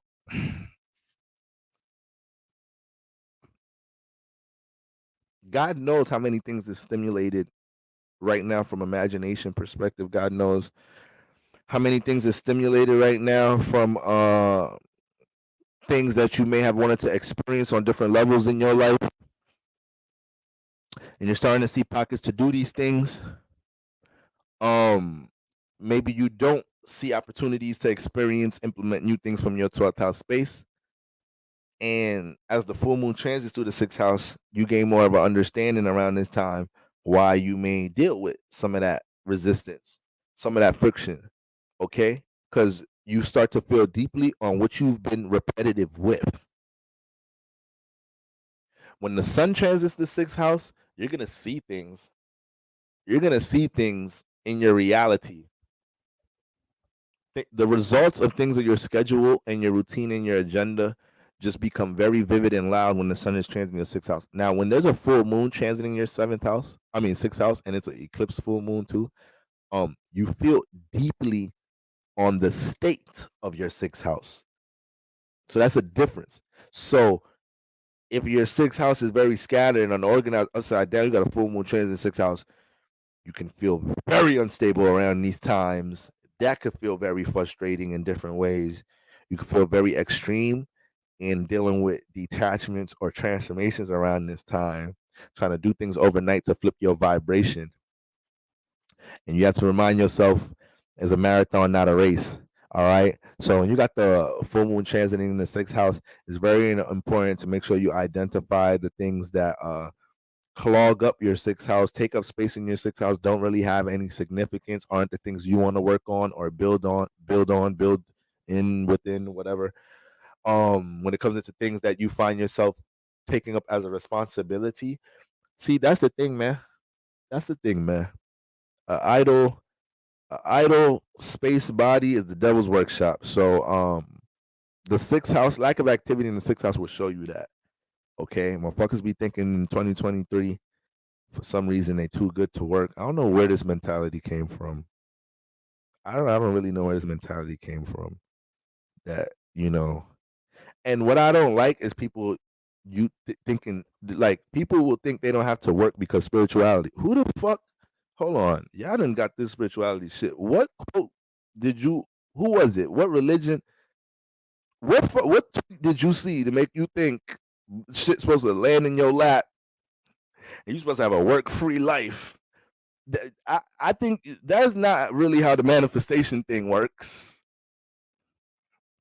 Okay. Yes, your thoughts is powerful. Yes, your emotions is powerful. And when you could get these things on the same page to manifest into some consistent action and a maintained frequency vibration, now you're getting the whole package together. Now you're getting it together. Now you're getting it together, family. All right. But some of us be thinking that we could just sit back, relax, set intention, things finna just starting. No. Sometimes you gotta put some blood, sweat, and tears in before you even see one little bullshit ass result move. Sometimes it happens like that. Sometimes you gotta go through a little bit of hell. Sometimes you gotta go through a little bit of confusion. Sometimes it gets blurry. See, see, family, I didn't channel pastor so much that I pulled on a real pastor spirit, and every time I really start getting into some shit, he come out. Like, I think I'm going through a little identity crisis thing right now, family. I don't know. I think this is happening right in front of y'all. Like, this is I'm starting to take this a little bit more serious now. Y'all be thinking I'm joking. I'm not joking. Like, y'all laughing right now. We're gonna get off this live stream, and y'all gonna think it's all a joke. Y'all gonna think it's all a joke. But once y'all bump into me a couple, if y'all was to end up bumping into me in person a couple of weeks, couple of months from now, and I'm like, "Hello, sister," and you like, "Boro, cut it down." I'm like, what? Sister, stop it. Have you prayed today? You're gonna be like, "Boro, stop," and you're gonna realize, like, damn, this nigga did say during the ECLIPSE season that spirit was starting to channel itself. So at this point, I kind of be losing power when to do it. It's just it come out. I could stop it. I could do that. So far, I still have that much power left. I don't know how long I'm gonna have that power. But sometimes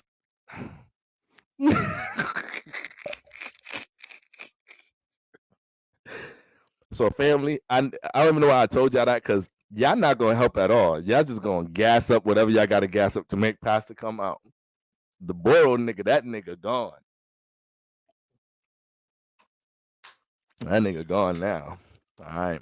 Fuck the lucky Libra. It's the Pastor Libra now.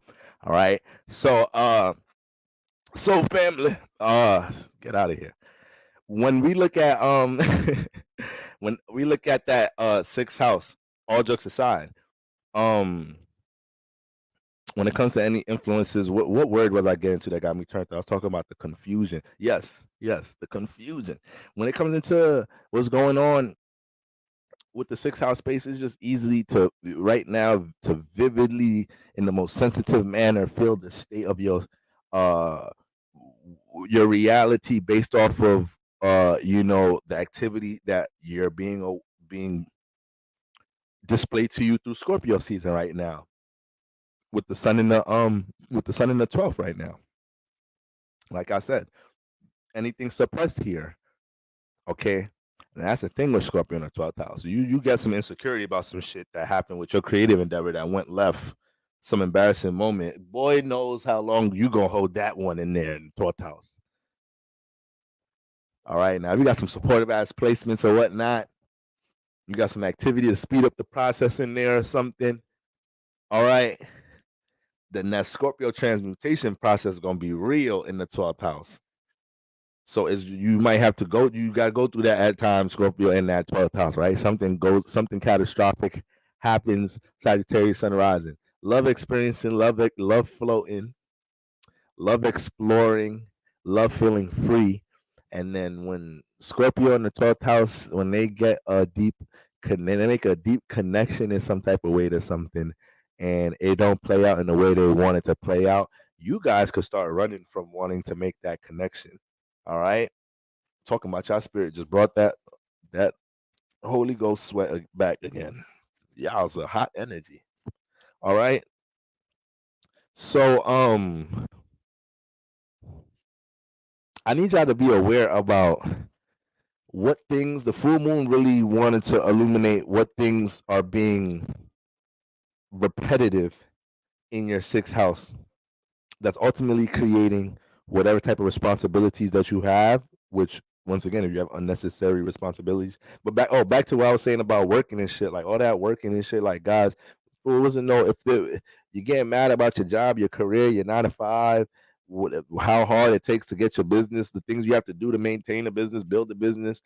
What do we think the sixth house is for? What do you think that is for? Now, ain't nobody saying you can't take power and authority over your sixth house. Now, that's a whole nother. We ain't never say you can't do that. Your ass gonna have to work. All right, you have to work on something. Okay, this house dealing with health and your wellness. You gonna have to work on that. All right. So, the full moon got all of that, on site right now. And those are the things that just reflect back to all the things with the sun, Mars, and Mercury that's being turned up from a creative perspective. Once again, from an experience perspective, things you're passionate about experiencing, right? Maybe passionate about experiencing something from an expression point of view here. 12th house, Scorpio, you may be very passionate about initiating something with a healing process, with a spiritual process, with a personal development process. Okay? But the full moon was helping to correct what's in that sixth house that don't need to be in the sixth house, that eventually is going to distract anything you try to bring from the 12th house into the sixth house. So it was going to make the things you're paying attention to, or I don't even want to say that, but the transformations you're going through right now is almost like you could miss the lesson in why you may be going through certain transformations right now if you don't react to what's in your sixth house that needs to be filtered out in some type of shape or form. Okay. So that's what we got going on right now for my Sag sun rises. All right. Capricorn sun risings. Capricorn sun risings. The moon had lit up the fifth house. All right. This is where a lot of, and once again, I think I said this earlier. I've been saying it for weeks, but once again, y'all, a lot of new people, places, and things being ushered into people's lives, man. All right. I was speaking to my cousin the other day. Okay. She's having some issues. She's having some issues. With a guy she was dealing with for a little while. She hit me up recently, saying, "Yeah, I started talking to somebody." You could tell though. You could tell like when it's real. You could be seeing the glow on the motherfucker. Like, yo, you can't even stop smiling. Like, I know, damn. Like, can I let me rock? I'm like, I ain't trying to steal your happiness. Shit, yeah, it's contagious. I'm happy. Look at me smiling. But sometimes people can't just hide it. You could just tell when somebody got a new bae. Got me I feel like writing a song tonight called New Bae. For real. It'd be hard to hide. Everything a motherfucker start doing in their life is more vibrant in this mug. Motherfuckers start making YouTube videos. The YouTube videos was monotone as hell. You know, you not the most expressive person. You got your new baby. Like, what's going on, family? Like, share, subscribe. Coming at you with the new entertainment and hip hop. It's like this nigga done turned into it's the most dull personality in the world. And this nigga look like this nigga's MC Hammer on Monday. Who's the new bae? All right. Capricorn, and something about knowing that full moon is transiting that was lit up that fifth house and a lot going on with Scorpio and that 11th house for the Capricorn sunrise, and just made me think about all of that. All right. So ladies, don't let this nigga. There's another nigga right around the corner that's ready to uplift your 8th house energies. All right. That's the funny thing about 8th house too. 8th house be dealing with secret admirers. Some of y'all got Venus. I got Venus in the 8th house. So Venus in the 8th house, Venus in Scorpio, 7th house Lord in the 8th house, 7th house Lord, the 8th house Lord in the 7th house. Sometimes you go through influences like, it's like, damn, sometimes you could go through some shit we the ones that get into some shit right after a transformation, and it's like, yeah, I'm gonna be honest with you, this shit just happened, like, but this is my real love though. Like, I cheated, but I actually love this person. So you get into a lot of them shits right there. You get into situations that don't seem right, but it was real love. Like a lot of them, if loving you was right, I don't want to be wrong situations. Who's the original person that wrote that song? There's so many goddamn covers on that classic. It's a classic. I need to know who originally wrote that, so I know who, if they got Scorpio placements or 8th house placements. If I got any members that want to find out who the original wrote, because, all right, I done heard David Ruffin, that's my guy. I done heard too many GOATs, legends do that one. But I feel like that was Scorpio. Love you, I don't want to be right. And being without you, being right. That's some shit. Scorpio ready to sacrifice some shit for some love that is so wrong and right. Only Scorpio could justify that shit. Only Scorpio could make you watch a movie like a Scorpio actor watches a movie where they do some foul shit and fall in love with, like, they mess with their wife's sister and fall in love with them and then live happily ever after. And you start looking at the movie like, hold on, what type of shit was this? I don't even know if this was a real happy ending. This is some conniving shit. But they're in love though. I can't be mad at love though. So when you start mixing love with Venus, Scorpio energies, sometimes things kind of be looking a little bit out of alignment. If you got these type of, all I know is Gladys Knight. See, you see, it's done been everybody and their mother done sang this. The Jackson 5, Elvis Presley. Man, that's how it is when you make some fire. When you make something so real, it lives for ages. Everybody want to make their version of it. That's how you know the love vibration is something serious. So when we get into relationships, like everybody and their mother in this age, when it come into like the red pill, when it come into women that got shit to bash against niggas, when it come into a lot of the relationship talk, once again, not to bash it all, not to disregard it all. I think a lot of it is helping a lot of people that are willing to listen and try to see if they can learn about things from their relationships, because you're just ignorant if you feel like you can't learn from anything without at least paying attention to certain things. But it's so funny how a lot of these spaces disregard spirituality, especially spiritual women, and that be some of the core foundation for a lot of the things they all be talking about in this podcast, or on the dating show or in the interview. And I'm like, wow, what, the world is so backwards. But then when you get into certain true divine teachers, metaphysical teachers, certain astrologers, certain spiritualists, we can never go into things about relationships, talking about relationships, without understanding the spiritual foundation of things, the energetic foundation of things, you know? So I just say all of that to say that song reminds me of how some real love could be wrong in the eyes of others, but love is that deep at times. Like, love is really a wild thing. It's really a wild thing. All right. So sometimes people be in crazy love, and you gotta let them be in crazy love. Family, you ever seen a relationship that is so toxic to the point that it's like they're gonna die with each other? They could get locked up tonight with each other. They're gonna be with each other on Monday. Why would I even try to stop them? They are literally meant for each other. Crazy with crazy. Why are we trying to heal them? They are healed in their craziness.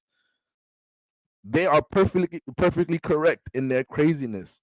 Are you saying one crazy should try to go with somebody else that's not crazy? That don't sound wise. Keep their ass together. When they say they don't want to be with each other, no, you call her. You call him. You don't need to be going back out in society trying to, y'all's meant for each other. So this is spiritual relationship talk now. Some people, they all this talk about marriage and shit. There's some people right now. This is about to sound a little fucked up right now, because I'm not really in my most practical bag right now. Family spirit moving me right now. There's a lot of people in some beautiful situations right now because they're disregarding all the practical shit right now. They're allowing themselves to be present in a connection because they realize connections like this are rare, is not something they experience often. So let's not get too caught up on the kids' marriage, the work, where we live. Let this connection continue to do what it does. I know this connection feels this good. It's vibrating so high that if we keep the focus on making sure that connection stays healthy, we have to trust that everything in the physical is going to work its way. All right. You could meet somebody, whatever, you think they're attractive, you're not really feeling them like that.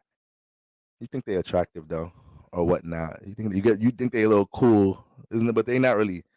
There's no real pull on you like that. And then they tell you they live somewhere else, right? They're not really from here. They just visiting.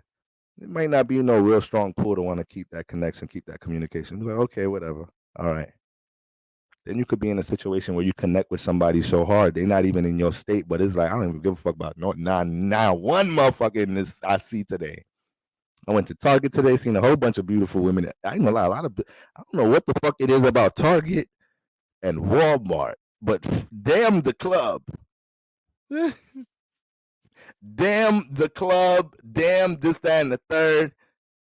When I'm feeling like finding me a new one, I'm going to Target, acting like I need some shit in that bitch. Right? You got to go, and I know the sections to go to. I'm figuring that out. You got to go to the candle section. Any brothers in the building? All right, brothers, go to the candle section in Target, family. Act like you're looking for some candles. I'm telling you, brother. Go to the seasoning section, brother. Oh, if you stand in the seasoning section and you see a sister coming through, you know sister can cook already. Yes, brother, that's a little hack. You ain't even gotta ask. She picking up different shit too. Garlic powder, cilantro. Well, that's regular shit. Cilantro, Himalayan pink salt. Ooh, what you doing with that? You being different. You getting different salts and shit. Nah, she different. She knows some shit. What's up, baby? Shit. I don't know. I usually wear the black pepper. I don't know. I don't got my glasses and shit. Do you see black pepper anywhere in here? It's been a long day. I think I'm. Oh, thank you. Right here. All right. What you in here, gang? You looking something up today? Boom. You in there, fellas? All right. You got to use some of this Scorpio deceptiveness. Get in Target, fellas. That's all I got to say. All right. Pastor don't even remember how he got here. Okay. But anyways, back to where we was at. All right. let them fool. Yes, let the crazy be with crazy. Thank you. All right. But seriously, from a spiritual perspective, it'd be just a whole bunch of spiritual shit that be disregarded in a lot of these spaces. Then they'll actually condemn the people that's into spirituality. Talk about like, yeah, you meet a woman, she's into her zodiac, this, that, and the third. This, that. Motherfucker, she's invested in understanding herself in the most natural course possible. But then you talking about women out here need to practice self-awareness. Women be delusional. So you see how everything is distorted. You see how I get on mainstream media a lot. I don't even know if there's a such thing anymore, but I get on, in a way, how I get on mainstream media about them defining our spirituality for us, our astrology for us, because it helps them to keep it surface level. You feel me? Then it gets treated surface level, and then in conversations where these things are meaningful, right, where it could change the dynamic about a lot, which I don't expect the whole 85% of the rest of the world to be on top of the shit that the 5% is on, right? It's never going to be like that. I don't even know if we 5% anymore, family. It's feeling like less than 1, okay? but I still see a lot of people. I still see comments in all different type of places and post. People ain't fools. People ain't going for things anymore. All right. I still see that though. Okay. But with all that being said, guys, yes, the spiritual demeanor to your relationship, of course, that can never be neglected. All right. Understanding where you're at in life, understanding where your partner is at in life. All right. Understanding that maybe there's a time that your partner is in a certain space and it's not probably the most complementary position to where you're at in space, but also being able to acknowledge and identify that that's just a chapter of life, just a chapter of your relationship. Okay. Now, Capricorn moon rising, Capricorn sun rising. All right. When we're looking at all these uh energies in your 11th house right now with Scorpio, right? There's a lot of transformations taking place with relationships, associations, people that you participate yourself with may have changing feelings and thoughts about people that you are in a group working on things with. But you may also be in a space as this full moon transited the fifth house. All right, as the full moon transited the fifth house here, you start to build more of a deeper understanding of what you truly value to help you identify how to move more in the 11th house, right?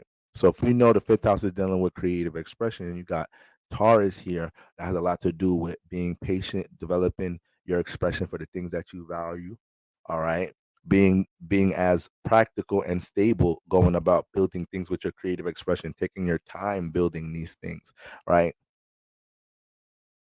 I heard an artist talking about one of the most beautiful things in the world is being able to take your time finding the message that you want to deliver through your music with it being no rules or anything. I could take my time, regardless of how good it sounds to me or you, but it's such a beautiful process crystallizing feelings and thoughts and emotions into the track like that. And it's almost like thinking of this right here just reminds me of that. Think about this transit because when you got that Taurus energy in the fifth house, the things you truly want to be, you want to express to the world in some type of shape or form, you start to realize how, the things that you value have a lot to do with that. All right. You're starting to realize around this time how the things that you value are attached to how you're seen. Okay. A lot of people in your 11th house may be playing out as vessels to display this to you, help you see yourself in different type of ways. Well, all this activity you got going on right now with Scorpio, Sun, Mars, and Mercury in the 11th house, there's a lot of new dialogues, conversation, probably new people you're meeting in these spaces in general. So with the full moon in the fifth house, this could have been a little bit of a spiritual, uh, you know, spiritual pep in your step right now, a spiritual spark to be able to remind you of what type of expression or awareness you have to bring into the 11th house. So this could be a situation right now where there's somebody in the 11th house going through some type of transformation with some type of association or group that they're a part of. And, let's say the transformation they're going through is because something they're dealing with personal expression or personal creative endeavor, or they want to go solo or something, or they're part of this music group and like their values don't align in some type of shape or form, and they go through a transformation. That could really be the birth of this person bringing their own fifth house to the 11th house now. So you could be going through transformations right now. Capricorn sun risings based off of new things having to expire so you can move into a space where you're bringing a new awareness, a new expression into the 11th house. So that's why things are moving around in the 11th house the way they are right now. That's why you have to be intentional about what type of spaces you want, what type of things you want established in this 11th house, what type of colleagues you want to have, what type of people you want to be doing business with, building with, being able to have as resources, being able to, what type of groups and spaces you want to get in some type of shape or form, depending on what you have going on and building in your life. All right. The more intentional you are about those things, the more the transformations can suit those things. But in general, any extreme transformation that may be going on in the space can simply just be you associating yourself with people that ain't got shit to do with shit. That could just be another extreme transformation. And as the full moon trans in the fifth house, it could have been a dynamic extreme dynamic with expression that happened around this time to wake you up about that. Whether somebody in the 11th house space kind of got out their face and expressed their true selves around you, and you was like, oh shit, damn, this is how they truly feel. I'm about to go upside their shit, but you know it's full moon time. This is just they showing me their true colors. It could be some of those dynamics. It could be some dynamics where you ended up expressing some shit with the full moon transit in this area, right? From a suppressed space, or somebody feeling like they're rushing your process because it's slow and steady with Taurus in the 5th house. So you may feel like around this time, the associations or groups that you're a part of, this certain partnership is kind of throwing some intensity or overwhelming you, or some type of way throwing some energies that's distorting your awareness from how you like to create, right? In some type of shape or form, or something that you're birthing in some type of way. So you got to just keep all of these things in mind, all right, as you transit the rest of Scorpio season. True colors, being seen with any type of association, group member, this and the third. Please don't play about that. Keep your eyes up on that. Don't let it go over your head, and make the proper adjustments you need to make. All right. Because it's only going to bring you closer into spaces that surround you with people who's on your type time. And you've also, a lot of you guys are in spaces where you're realizing why, it's beneficial for you to be around certain people or be connected to certain people. All right. Or be a part of certain groups or whatnot around this time.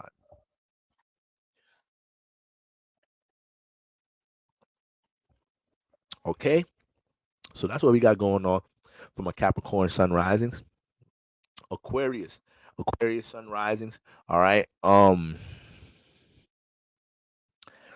The full moon, lit up the 4th house. The full moon lit up the 4th house, and we have all this activity in the 10th house. All right. So when we looking at, I really started this live saying this was gonna be a brief live. Anyways, so when we talking about the full moon transiting the 4th house, we know the moon loves the 4th house. Moon ain't playing. I know full moon eclipse, and they ain't playing about no 4th house.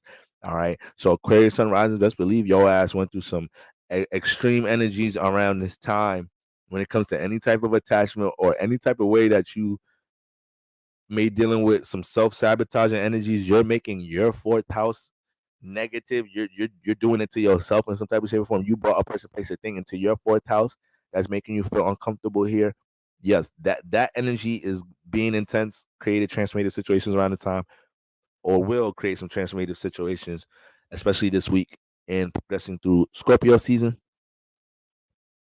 And I think not another. No, I think I believe and know that when you have the full moon, this type of energy with Taurus here, it's simply showing you guys how your value system is definitely manifesting how the emotions and feelings you feel about yourself, right? So we already understand how I was breaking down with whoever what's the opposite of motherfucking Leo sun rising when we're talking about their 4th 10th house axis, or Cancer. So, no, Cancer. I think it was Cancer.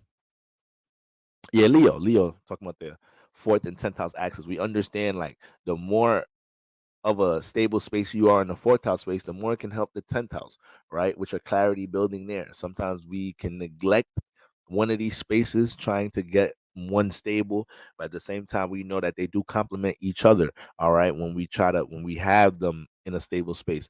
So I think that's the most important thing. I think a lot of my Aquarius sun risings around this time, like I said, the fixed signs is dealing with a lot of static. So I think a lot of my Aquarius sun rising around this time, you had to admit that you do feel deeply about something. It could be that you feel deeply about how you feel about somebody. It could be you feel deeply about how something somebody said to you, how that shit really does affect you. All right. Does Aquarius sun risings have emotions and feelings? Yes. Do they like expressing it and showing them? No. Do they like being identified with anything dealing with feelings and emotions? No. If it's supporting something dealing with an abstract ideal, right? Their passion or their whatever they're feeling emotion towards something that they're creating, that's a different story. Okay. But around this time, it's very important to make sure anything that can kind of be expressed and connected that you feel heavy on, and you have an opportunity to do that, especially if it's a loved one and partnership relationship, don't run from that. You're only gonna create more of a we're gonna even create more of a environment with friction. You're gonna just run from the truth in the situation with you in with yourself. Make your fourth house feel more uncomfortable, and the moon transiting here don't want that going on for you, right? All truths need to be revealed during Scorpio season. So Aquarius sun rising is only going to be there's going to only be more sweat dripping down your forehead when it comes into things you feel deeply about not being acknowledged. All right. That ultimately affects things that's going on with the sun in your 10th house. A lot of you guys got new things. Like I said, you got Mars up in that mug. All right. The sun. So there's new awarenesses you're gaining for things in the 10th house, new perspectives and awarenesses you're gaining about how you want to do things in the 10th house. Could be a lot of new activity in general, transformation taking place. But Mars is exalted here, all this energy here. So there's a lot of you guys feel encouraged to be able to set intention on what direction you're able to take in this space. And a lot of you are also dealing with some transformations in this space that was kind of unexpected, or kind of you felt them coming, but they are actually being disguised as the starting phases of something new. Is just kind of look crazy right now that something's being torn down. So there's a lot of different functions going on there with all the activity. So when it comes into the moon and Taurus in the fourth house,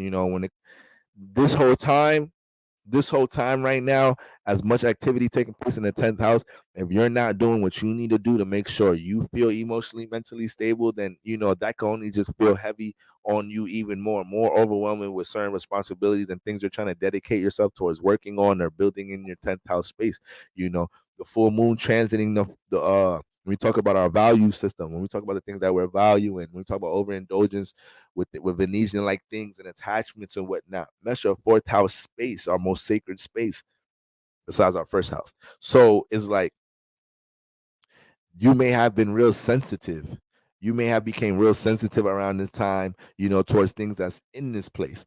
And when you got uh when you got from our Aquarius sun rising with Taurus in the fourth house, there's usually some support here. It is Taurus. So when it comes into the things you've let in your home, or certain habits or things you like to implement in your home, is usually things that make you feel stable. But it could be very likely that you realize around this time a lot of unproductive things make you feel stable. A lot of things, or things that you overindulge into at times, is providing a comfort zone for you, and that's a negative thing. You got to change what a comfort zone means to you. All right. Or how you overindulge into a comfort zone in some type of shape or form. So it's a lot going on there. And it just may be certain things to digest about energies close to home. All right, that kind of can play out as a little bit of I don't want to say a distraction, because it could be real life things dealing with loved ones, family members. It could be something that's hard to balance while you're trying to deal with new changes and transformations in the 10th house space. All right, but it's important to let all these transformations commence, and whenever you feel like around these spaces, whether it's in career or whether it's with loved ones and family around this time throughout the rest of Scorpio, whenever you feel like an action or a reaction may cause too much pressure into something, you always want to identify that before you take whatever action you're about to, because it's a sensitive is this the fourth house is a sensitive space. All right. So if you don't filter things out properly, identify what you feel heavy about around this time of Aquarius sunrise, it may could come out in a projection in a different way. All right. And you don't like when things disrupt your reality. Now, it's one thing when it's like, all right, I deal with my emotions about some shit, whatever, but that's a money deal right there, or that's something with business. You don't like shit distorting that. All right. So that's what we got going on around this time, Aquarius sunrise. And for my Pisces, the third, Pisces sunrise in third house. All right. Now,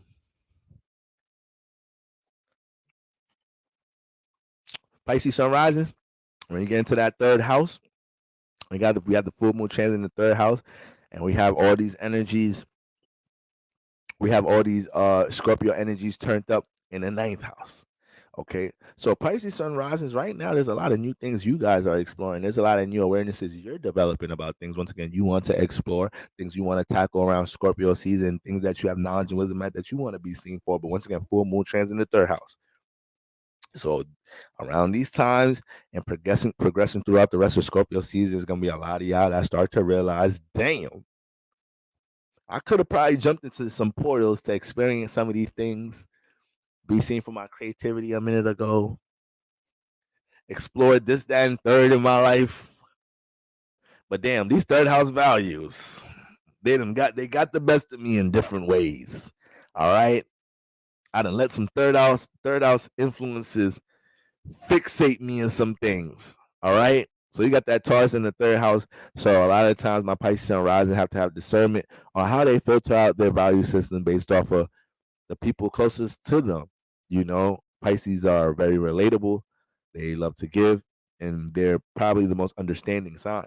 So, when it comes into the values of other people with Taurus in the third house, Pisces, this house teaches you that Pisces, you have to establish your values here because it's so easy with how other people will try to get you to pour into the things they value there, and it could be real subconscious magic word with Pisces about how you may start dealing with certain things, certain attachments, and not realizing the source of how you develop this.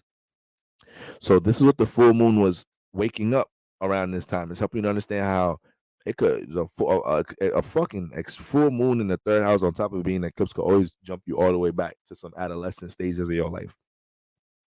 But Pisces sun rising, when we're talking about you identifying the values with the people around you in your closest settings, close friends, siblings, how you care about the critique or opinion about what a sibling, close friend thinks about something that you want to create experience. I think I was making jokes about Pisces having the Scorpio in the ninth house being prosecuted at times for their belief system. Last live stream we was talking about that. So those type of situations may have gotten like you could be in some of them spaces where some of them times could blossom, could show their face right now. You got to make the conscious decision. I'm not about to go that deep trying to fight about my belief system with you. I mean, I'm not. Y'all always trying to challenge what a brother or sister's experience with, and that's sometimes why I be having these little insecurities about letting it be seen. But it's eclipse season. All right, full moon transit in the third house then woke me up onto how I pick up some of the influences with the people that are closest around me. All right. And I ain't letting that block certain experiences, especially not with the things I already know I have knowledge and wisdom of. All right. Not even talking about the things I want to experience and explore, the things I already have knowledge and wisdom, and I want to learn how to use to transform, manipulate things in my reality in some type of shape or form. Scorpio in the ninth house. Right. So Pisces sun risings. Sometimes y'all are another sign, like I was dragging Taurus for. Sometimes y'all can be another sign that hold on to something a little too much after you already. It's like, damn, Boro, I know it ain't good for me. Pisces will tell you. I be acting like I'm delusional. I'm not. I know it ain't good for me, Boro. The delusional thing is just, we just wear that tag. I know this shit toxic. Just to feel good. If loving you is right, wrong, I don't want to be right. See, boy, I can't even. Intimacy, the connection's so strong, I can't even get the lyrics all right. Okay? So, Pisces sun risings, I'm sorry. I'm sorry if the full moon is removing you from things that you're familiar with for you to jump into the things you say you want to experience and explore. This is part of the initiation phase, Pisces sun rising. My God is trying to anoint you right now. Do you understand that, Pisces sun rising? My God is trying to anoint you in this time. But God can only do so much anointing if you're allowing yourself to only be exalted by the energies in your surroundings. That ain't gonna cut it around this time, Pisces. No, that ain't gonna cut it around this time, my beloved Pisces sun risings. You have to let God anoint you. Don't feel exalted by your neighbor. That is not a responsibility for your neighbor, Pisces sun rising. Church, do you know where I'm going with this one? Lord have mercy. Ah, shut up, papaya, kiwi, banana, papaya, fruit salad, fruit salad. Okay, so for real, Pisces sun rising, for real. Don't get too gassed up about what's going on in your surroundings, what your friend, cousin might think about something. Not saying they don't love you, care about you, this and that, third, but don't get too high about their outlook on something when you're trying to experience something new. You know, you could be in spaces right now where people that are familiar with you are trying to keep you in a box while you're trying to explore and experience and expand on new things in your life, and that could be part of that could be part of the tough battle. I know a lot of my Pisces sun risings dealing with in their transformation process, learning to detach from the outlook of what the familiar relationships, the closer relationships, the ideologies that may have been developed in your adolescent stages of your life and through your environment, and understanding how these things may be projecting not the most supportive energy at times towards things you're trying to birth in your life. And that could be a subconscious thing, man. That could be a subconscious thing, man. All right. There's some parents out there that's probably looking at what their child got going on in life. My child is so lost. And then once their child manifests something, is like, what you gonna say now, Papa? What you gonna say now, Mama? They was telling your ass for a little while this is all they was trying to do. You didn't believe that your child could work some magic. You didn't believe God could select you to bear this child, this magical child that doesn't have to conform to the regularities. Not even a word. I'm trying to say regular in a more sophisticated way. This child didn't have to conform to the regularities of the world because it was a magical child.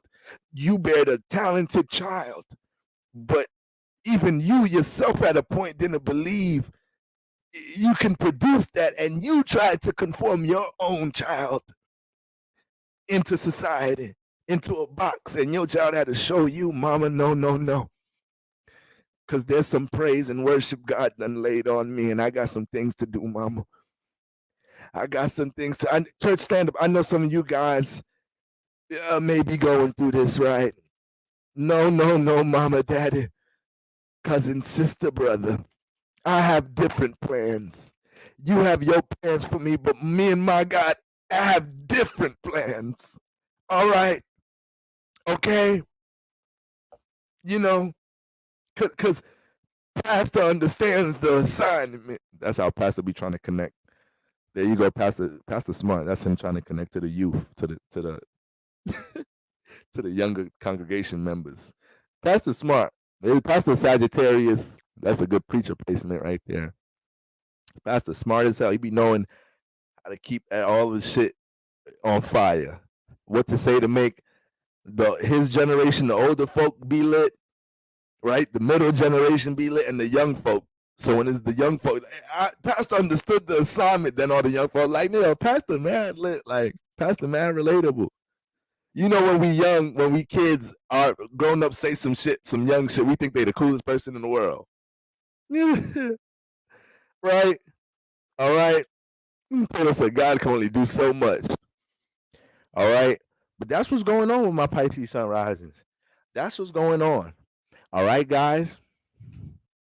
There's too much going on in that ninth house space, and that's a relatable space for you. It is a square, so that's more so the shout and more you jumping into the action and expression of things dealing with knowledge, wisdom, experience. You like to reflect and soak on it, being a 12th house, more of a 12th house native, but you learning how to jump into that space could just get bad projection from the third house, but also have to understand how to leave your third house in whatever mechanism you may be attached to it, through a relationship, through ideology, through habits, through certain things that's always you've been influenced by around you. Understanding how to navigate that, even though there's new things you want to explore and experience. Okay. So that's what we got going on, family. Real quick, Boroscope transition of the week. I'm just gonna run through these because that was really the main energy I wanted us to understand. That's gonna hold a presence in the week. We really don't have that much going on this week, but let's just go through some moon transits and lucky day transits, just to wrap it up, guys, real quick. If anybody's doing timestamps and is still here, if you can make a timestamp of when these Boroscope transits are starting right now, that would be so appreciated, family. Hold on, where the fuck is? Hold on, where's my notes, y'all? Where my notes? Let's wrap it up. I gotta be up early too, y'all. I gotta be up early as a mug. Okay. All right, family. All right. Get my reading glasses. All right, everybody, open up to the book of Matthew. Get your Bibles, get your apps out. It's 2023. Get your apps out. All right, family. There we go. Right here. Boroscope transits. All right, family. All right, so those are the full moon energies, little full moon recap, family. Hopefully that brought some awareness and clarity as to certain things that's on your heart, certain things that may transpire during this week or have transpired already. Okay, family. So we're coming to the 29th, which is not the 29th no more. It is now the 30th because it's 1 a.m. and the day has just started. So thank you for bringing in the new day with Pastor family. We're breaking night on a day when we got work in the morning, but it's okay. My church is 8th house influence going on, so everything's upside down this season. But anyways, all right, guys, we know we came in with this moon in Taurus energy. We just came off that, but Mercury Mars conjunction, the most important thing that happened on Sunday. All right, we already had all those Scorpio energies opposite the energies in Taurus, right? So we knew we had all that friction, balancing, right? Our value system and the transformation process, what we're valuing and how it affects the transformation process, right? But Mercury and Mars had formed that conjunction with no separation, all right, yesterday. So just understand now when it comes into to start the week, how we communicate, the lip piece, we're a little bit more actions, everything, that whole conjunction is tight. Mercury and Mars together, but the sun is still around. So our actions, everything could be extreme with our actions. We could be intense. And guys, once again, even in a good way. So when I say intense communication and direct bluntness, like there's people right now that like somebody and they not like, you know what? I'm going to just DM them.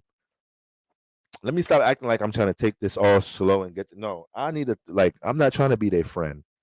I'm trying to date them. Sorry, I'm just looking for the cap of this bottle around me because I'm clumsy and I don't want to knock this bottle. Let me just put this over here so I don't knock this over. All right. So, yeah, some people using it to their favor. They just running down, being way more direct with certain energies and situations in their life. So, let's just make sure with Mercury and Mars, we're direct. Say what you mean what you say. Don't allow yourself to think too deep on things that have not happened, but it does bring a new sense of determination towards our ideas. All right. It brings a sense of impulsiveness towards the ideas and communication in general. So if you are in more control of your vibration, then your actions and expressions follows that up. People that are more unstable right now, feel more unstable emotionally, mentally, will be the ones that will kind of be harder for them to control the filter on how they express things from an extreme point of view around this time. At the same time, this may be a time a lot of people need to learn how to communicate from more of a transparent, direct space, to be honest with you. All right. So we got that going on, right? We got that going on. Lucky days to start the week. All right. The moon enters Gemini the next day on Moon Day. So we had the full moon energies, resonating, at the tippy top at the start of the week being on Sunday. But as soon as we transition into Moon Day on the 30th, right, the moon enters Gemini at 11:08 a.m. All right. So we got 10 more hours to go, family. And by the time we're all up, moving around, getting things done, first half of the day, moon enters Gemini, guys. So we're gonna have the sun in Scorpio, moon in Gemini. That is an in conjunction. All right. So who is this? This is Scorpio. This futures alignment. we jumping into futures energies to start the week, guys. AKA, we gonna have a lot of thoughts, a lot of different stimulated thoughts and ideas that we may want to communicate and relate about things, but our expression may hesitate a little bit to get them out a little bit, to the point we might hesitate so much that when we do, it's extreme when we get it out. It's like we don't even care. We don't even. This seems like there's no feelings attached to it. Because I didn't try to suppress too much. If you have this alignment, this is what you're going through. That's why Future a good representation of it, because he just be so cold in his music about what he going through with his relationships and whatnot. All right, he probably held in so much in his relationship activity in his life. He probably still feeling deeply for Ciara. He making all these songs. Future, listen, Future, that's one of my favorite artists from a music perspective. Music, get that right. I don't worship none of these niggas. But with that being said, though, uh, uh, that nigga is so hurt by Ciara. Does anybody not see this? This nigga is hurt. Does anybody not notice this? I think when it comes into the whole relationship dynamic, the men versus women dynamic, Future becomes a representative of the city boys and the men, this, that, and the third, and whatever. But it's like, this nigga hurt as fuck. I don't know if y'all know, this nigga's a Scorpio. Like, he's a Gemini moon. So he can't help but communicate and relate through his music little things about how he feel, how he's gonna overcome things with his hurt and his pain, and he gonna actually mention Ciara and Russell Wilson. Like, you put it together. You're Scorpio. He's still hung up over that shit. All right, a real Scorpio ain't saying a Scorpio that is over that. It ain't got a word to say about Ciara. Ain't got a word to say about Russell Wilson. I don't even know them. I don't see them. He done showed up to the Super Bowl. He showed up to Russell Wilson's games against the Falcons wearing the jersey. But everybody making a big deal. But I be like, where's the comments with people really putting it together? This nigga is hung up over Ciara. This nigga's fucked up. He probably mad as Ciara that she did whatever she did to make him not want to be in a relationship at the time. And he's like, why she couldn't just listen to me? I wish I could just well, he said he still be doing his thing with her, so I don't know. But Gemini's he said that in one of his recent songs. Gemini's they good for that too, though. Gemini moons. All right. I need to do Future and Ciara.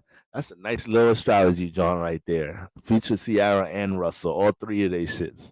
But I just know this as somebody that's had a lot of Scorpio energy. I just noticed myself with somebody that got a lot of Scorpio energy and air energy. When you got a lot of Scorpio energy and air energy, you're going to end up communicating some shit you feel deeply about. Well, no matter how much secretive you're trying to be about it, you just can't help it. You're going to end up doing it. So this is the energy we're dealing with to start the week. Don't let your head explode trying to suppress something you really want to communicate and relate, because it's going to come out being a little too extreme with the sun in Scorpio. Just let it kind of flow as gradual as possible, as patiently as possible. He is not over it, and that Scorpio woman ain't thinking about him. Don't tell me Ciara Scorpio. That would make a lot of sense. Don't tell me Ciara Scorpio. That would make so much sense. All that sex appeal and shit with her movement and dancing shit. But anyways, but that's what we got going on.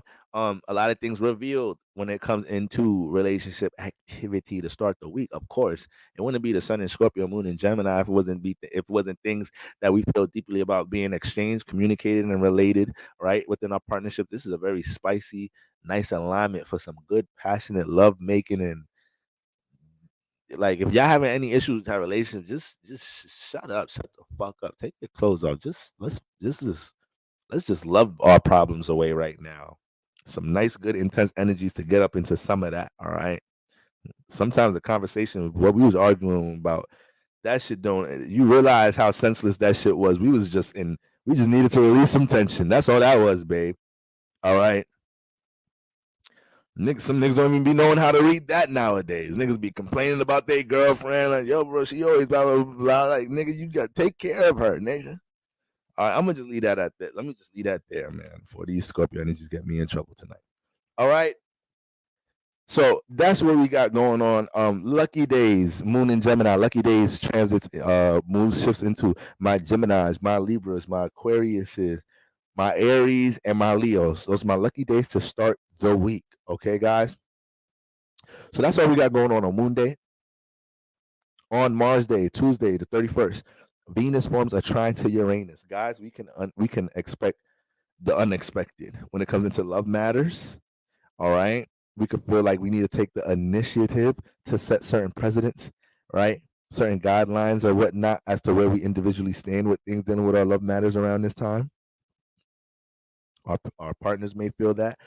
We may feel like we need to jump into more of an innovative space when it comes into things in our relationship, doing new things, right? This may be a time you feel like you need to do something different in your partnership in order to, evolve from who you used to be in past partnerships in some type of shape or form. But whenever things harmonize with Uranus, it always gets a sense of doing things from a more original perspective, right? More a different perspective, seeing the alternative to things. So this is a trine, guys, right? Venus in Virgo, which wants to dedicate its work towards taking care of the love, right? And is learning to love working on things, learning to love seeing the process, the detail to working on things, right? You got all of that going on, and then it harmonizes with Uranus and Taurus. So we start to find ourselves valuing, wanting to work on the right values in our relationships, but at the same time, also being open to seeing things from a different perspective around this time. So there may be a lot of things that people may this is going to be the week where a lot of people that thought they wasn't going to be down to do something in their relationship realize I'm down. I love this motherfucker. I'm down. Is that all you want me to do? I don't know why I said I'll never be down with that. All right. Don't take advantage of me now. You got to hit them with that though. Don't take advantage of me now. Okay, but I'm willing to compromise. I'm willing to go through this change transformation. All right, so we can nurture this love. We really got this connection we working on and whatnot. He missed that Scorpio love. Sierra is one too. Damn. How the fuck I know? I'm pretty sure I knew and I forgot or something. They had that Sun Scorpio thing. Yeah, that's why he's so hurt. It got competitive, too competitive. That's why we now know that Sierra feel like she won. Because he the one that is expressing himself the most as the Scorpio sun. So that's how we know it got super competitive. I be telling y'all that sun versus sun energy. Woo wee. That sun versus sun energy get competitive, but then when they land in competitive signs, the intimacy they had was so deep. The intimacy they had was so fulfilling. Being featured, being able to be with any girl you want to be with Lori Harvey, niggas be losing their shit over her, and he cuffed Sierra. All right, especially after Sierra done having her relationship with other niggas in the industry, this and the third, coming from the nigga, the rapper that raps about, oh, we don't care about these hoes and these hoes, this and the third, fuck these hoes, pee on these hoes. This is what he rap about. All right, but you cuffed somebody that was with multiple niggas in the industry. These niggas, rappers be capping, y'all. Rappers cap. All right, they be lying. Your Scorpio, Sun, Gemini, Moon. He be lying. That nigga love her. All right, and I'm sorry, he's one of my favorite rappers. Nigga love her, and the more the fact that he's using his expression for that shit to be seen and shit, that just lets you know right there, family. The nigga needs some healing to deal with. His Gemini Moon is just telling on himself. Body Party, she sung that to Future. He blew it. Future wrote Body Party for Ciara, right? He wrote that for her, right? So yeah, so that's Venus harmonizing with Uranus energy. Guys, be open to doing something different or being open to this different alternative method or outlook your partner may have for you when it comes into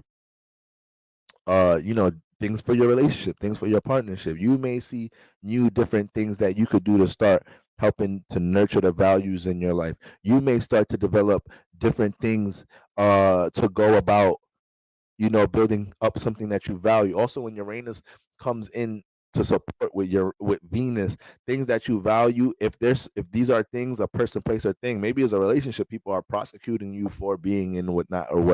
But whatever it is, when it comes into something you value that may not be very relatable, when Uranus comes into it, it encourages you to own and be seen for that value, to be okay and to get comfortable with that value being attached to your identity and how you're representing yourself as an individual in the world.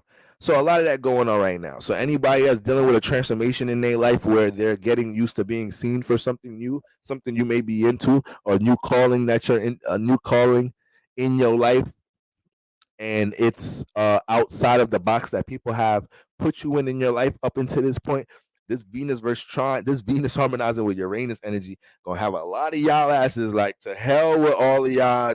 I don't give a damn about who don't align with the new me and my new values, or these values I've been had that I'm just making it aware to y'all about. I don't give a damn about what y'all care about. All right. So jump us into that energy, but also great for the relationships, for helping us deal with things from a different perspective, helping us to digest things that we didn't expect to hear as well too, but expect the unexpected though when it comes to love matters for sure. All right. And then on the same day, on Mars Day, oh no, that's all we got going on. That's all we got going on. When you talk about Venus forming that trine. So Uranus from Taurus and Virgo. All right. A lot of us, that energy, because they're coming from earth signs, a lot of us will learn to take the initiative, take the authority. Uranus over what true values we want to establish in our career. Right. You truly value something, you want it to eventually turn into something that could turn into stability and security. This alignment can I'm using kind of depending on how the energy is used, depending the person and the circumstance and the experience. But this energy has all the potential to spark that for somebody. This could be a time where somebody aligns with the energy, depending on what they're going through in their life, and they feel like, yo, you know what? Let me take ownership about establishing how I want my career, or how I gain stability and security. You know, how I want to dictate that. You know, Uranus finna take power over some shit. Okay, so that's what's going on within the Earth energies with Venus and Uranus this week. Then moving on to Mercury Day on Wednesday, guys. The moon enters Cancer at 5:30 p.m. All right, middle of the day, pretty much. So we'll feel that shift of energy moving into the evening. All right, so we got the sun in Scorpio, and we got the moon in Cancer. All right, this week is the first this week. So we're gonna get into energies for the month of November this week. All right, so when we talk about new energies, all right, we're still birthing a lot.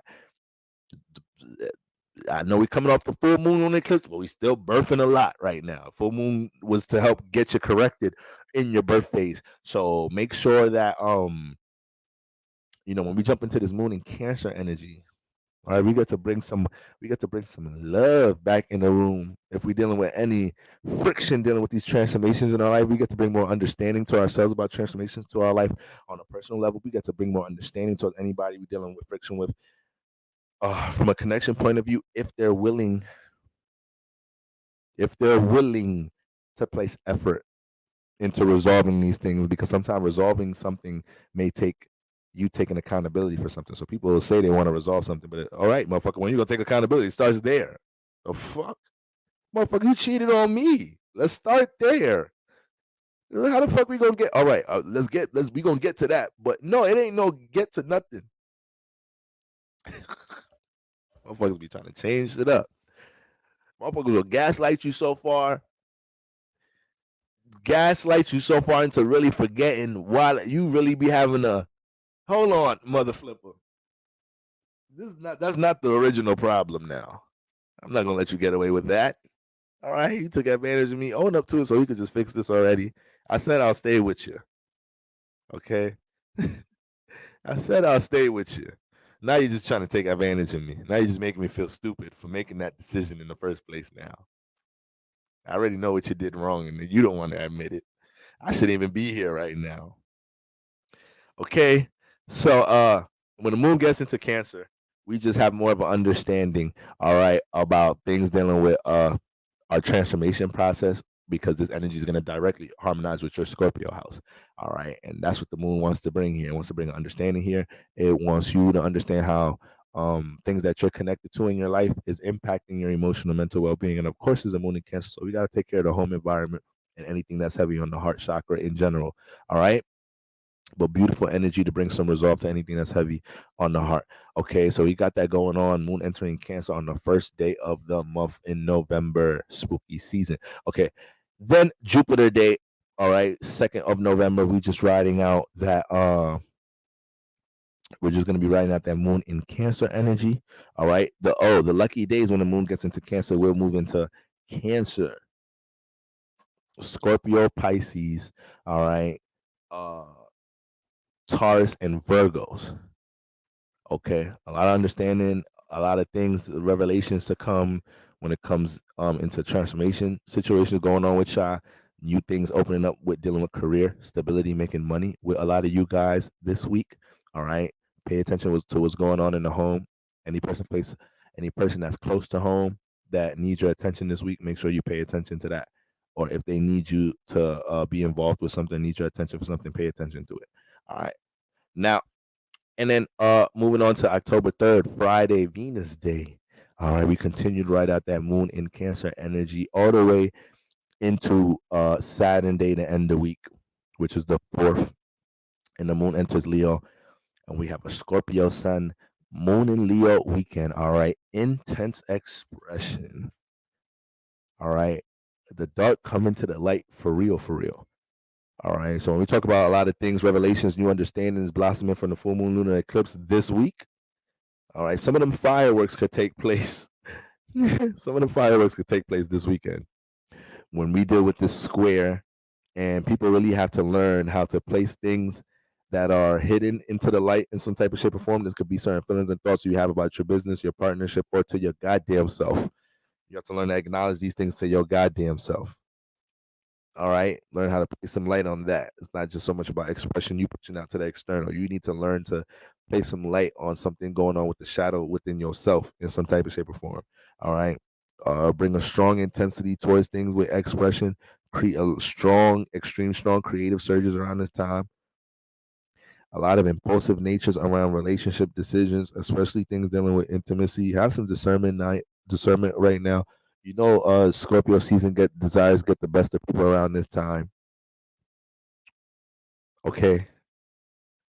Y'all that mix all that Scorpio Leo energy together. Somebody getting pregnant. All right. So relax, y'all. Relax. But that's what we got going on.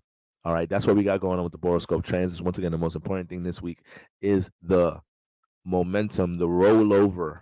All right. The rollover of these energies dealing with the full moon.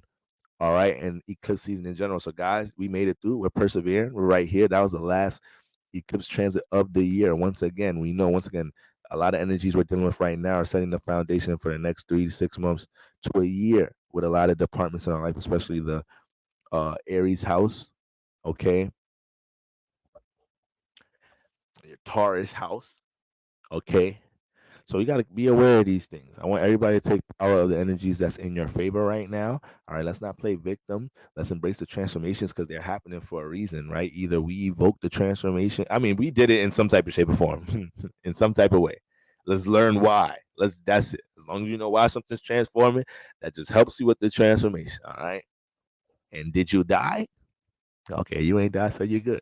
So you good. Nana by Nature 88 said, I need a good week, Bora, especially in networking. Brother, I know you're going to have a prosperous week because the intention is already set, brother. I feel the energy, brother. You're concentrated, brother. All right, keep that focus. All right, guys. So once again, Ayla, I appreciate you. My first church member, support congregation member with that green. Sister Ayla, when you come into church with the green dress, you stand out. Do you know that, sister? All right. So I appreciate you. If you're finna throw them timestamps up right after this, I'm gonna just try to make sure I get all of that organized, make sure everything's looking good for everybody that pops up in the morning. I love y'all. And guys, I'm gonna go to sleep tonight, laying the hand of praise and worship for everybody to have a productive, prosperous week. And when I rise in the rising family, I'm gonna lay my hand for worship and praise for everybody to have a prosperous, productive week. Okay, family? I just need y'all to know that because sometimes y'all don't know where I'm going, but I had to let you know where I'm going this week. All right? But we're going to get up on it, family. Y'all already know the vibes. Let's get after it this week. Embrace the transformation, family. Embrace the transformations.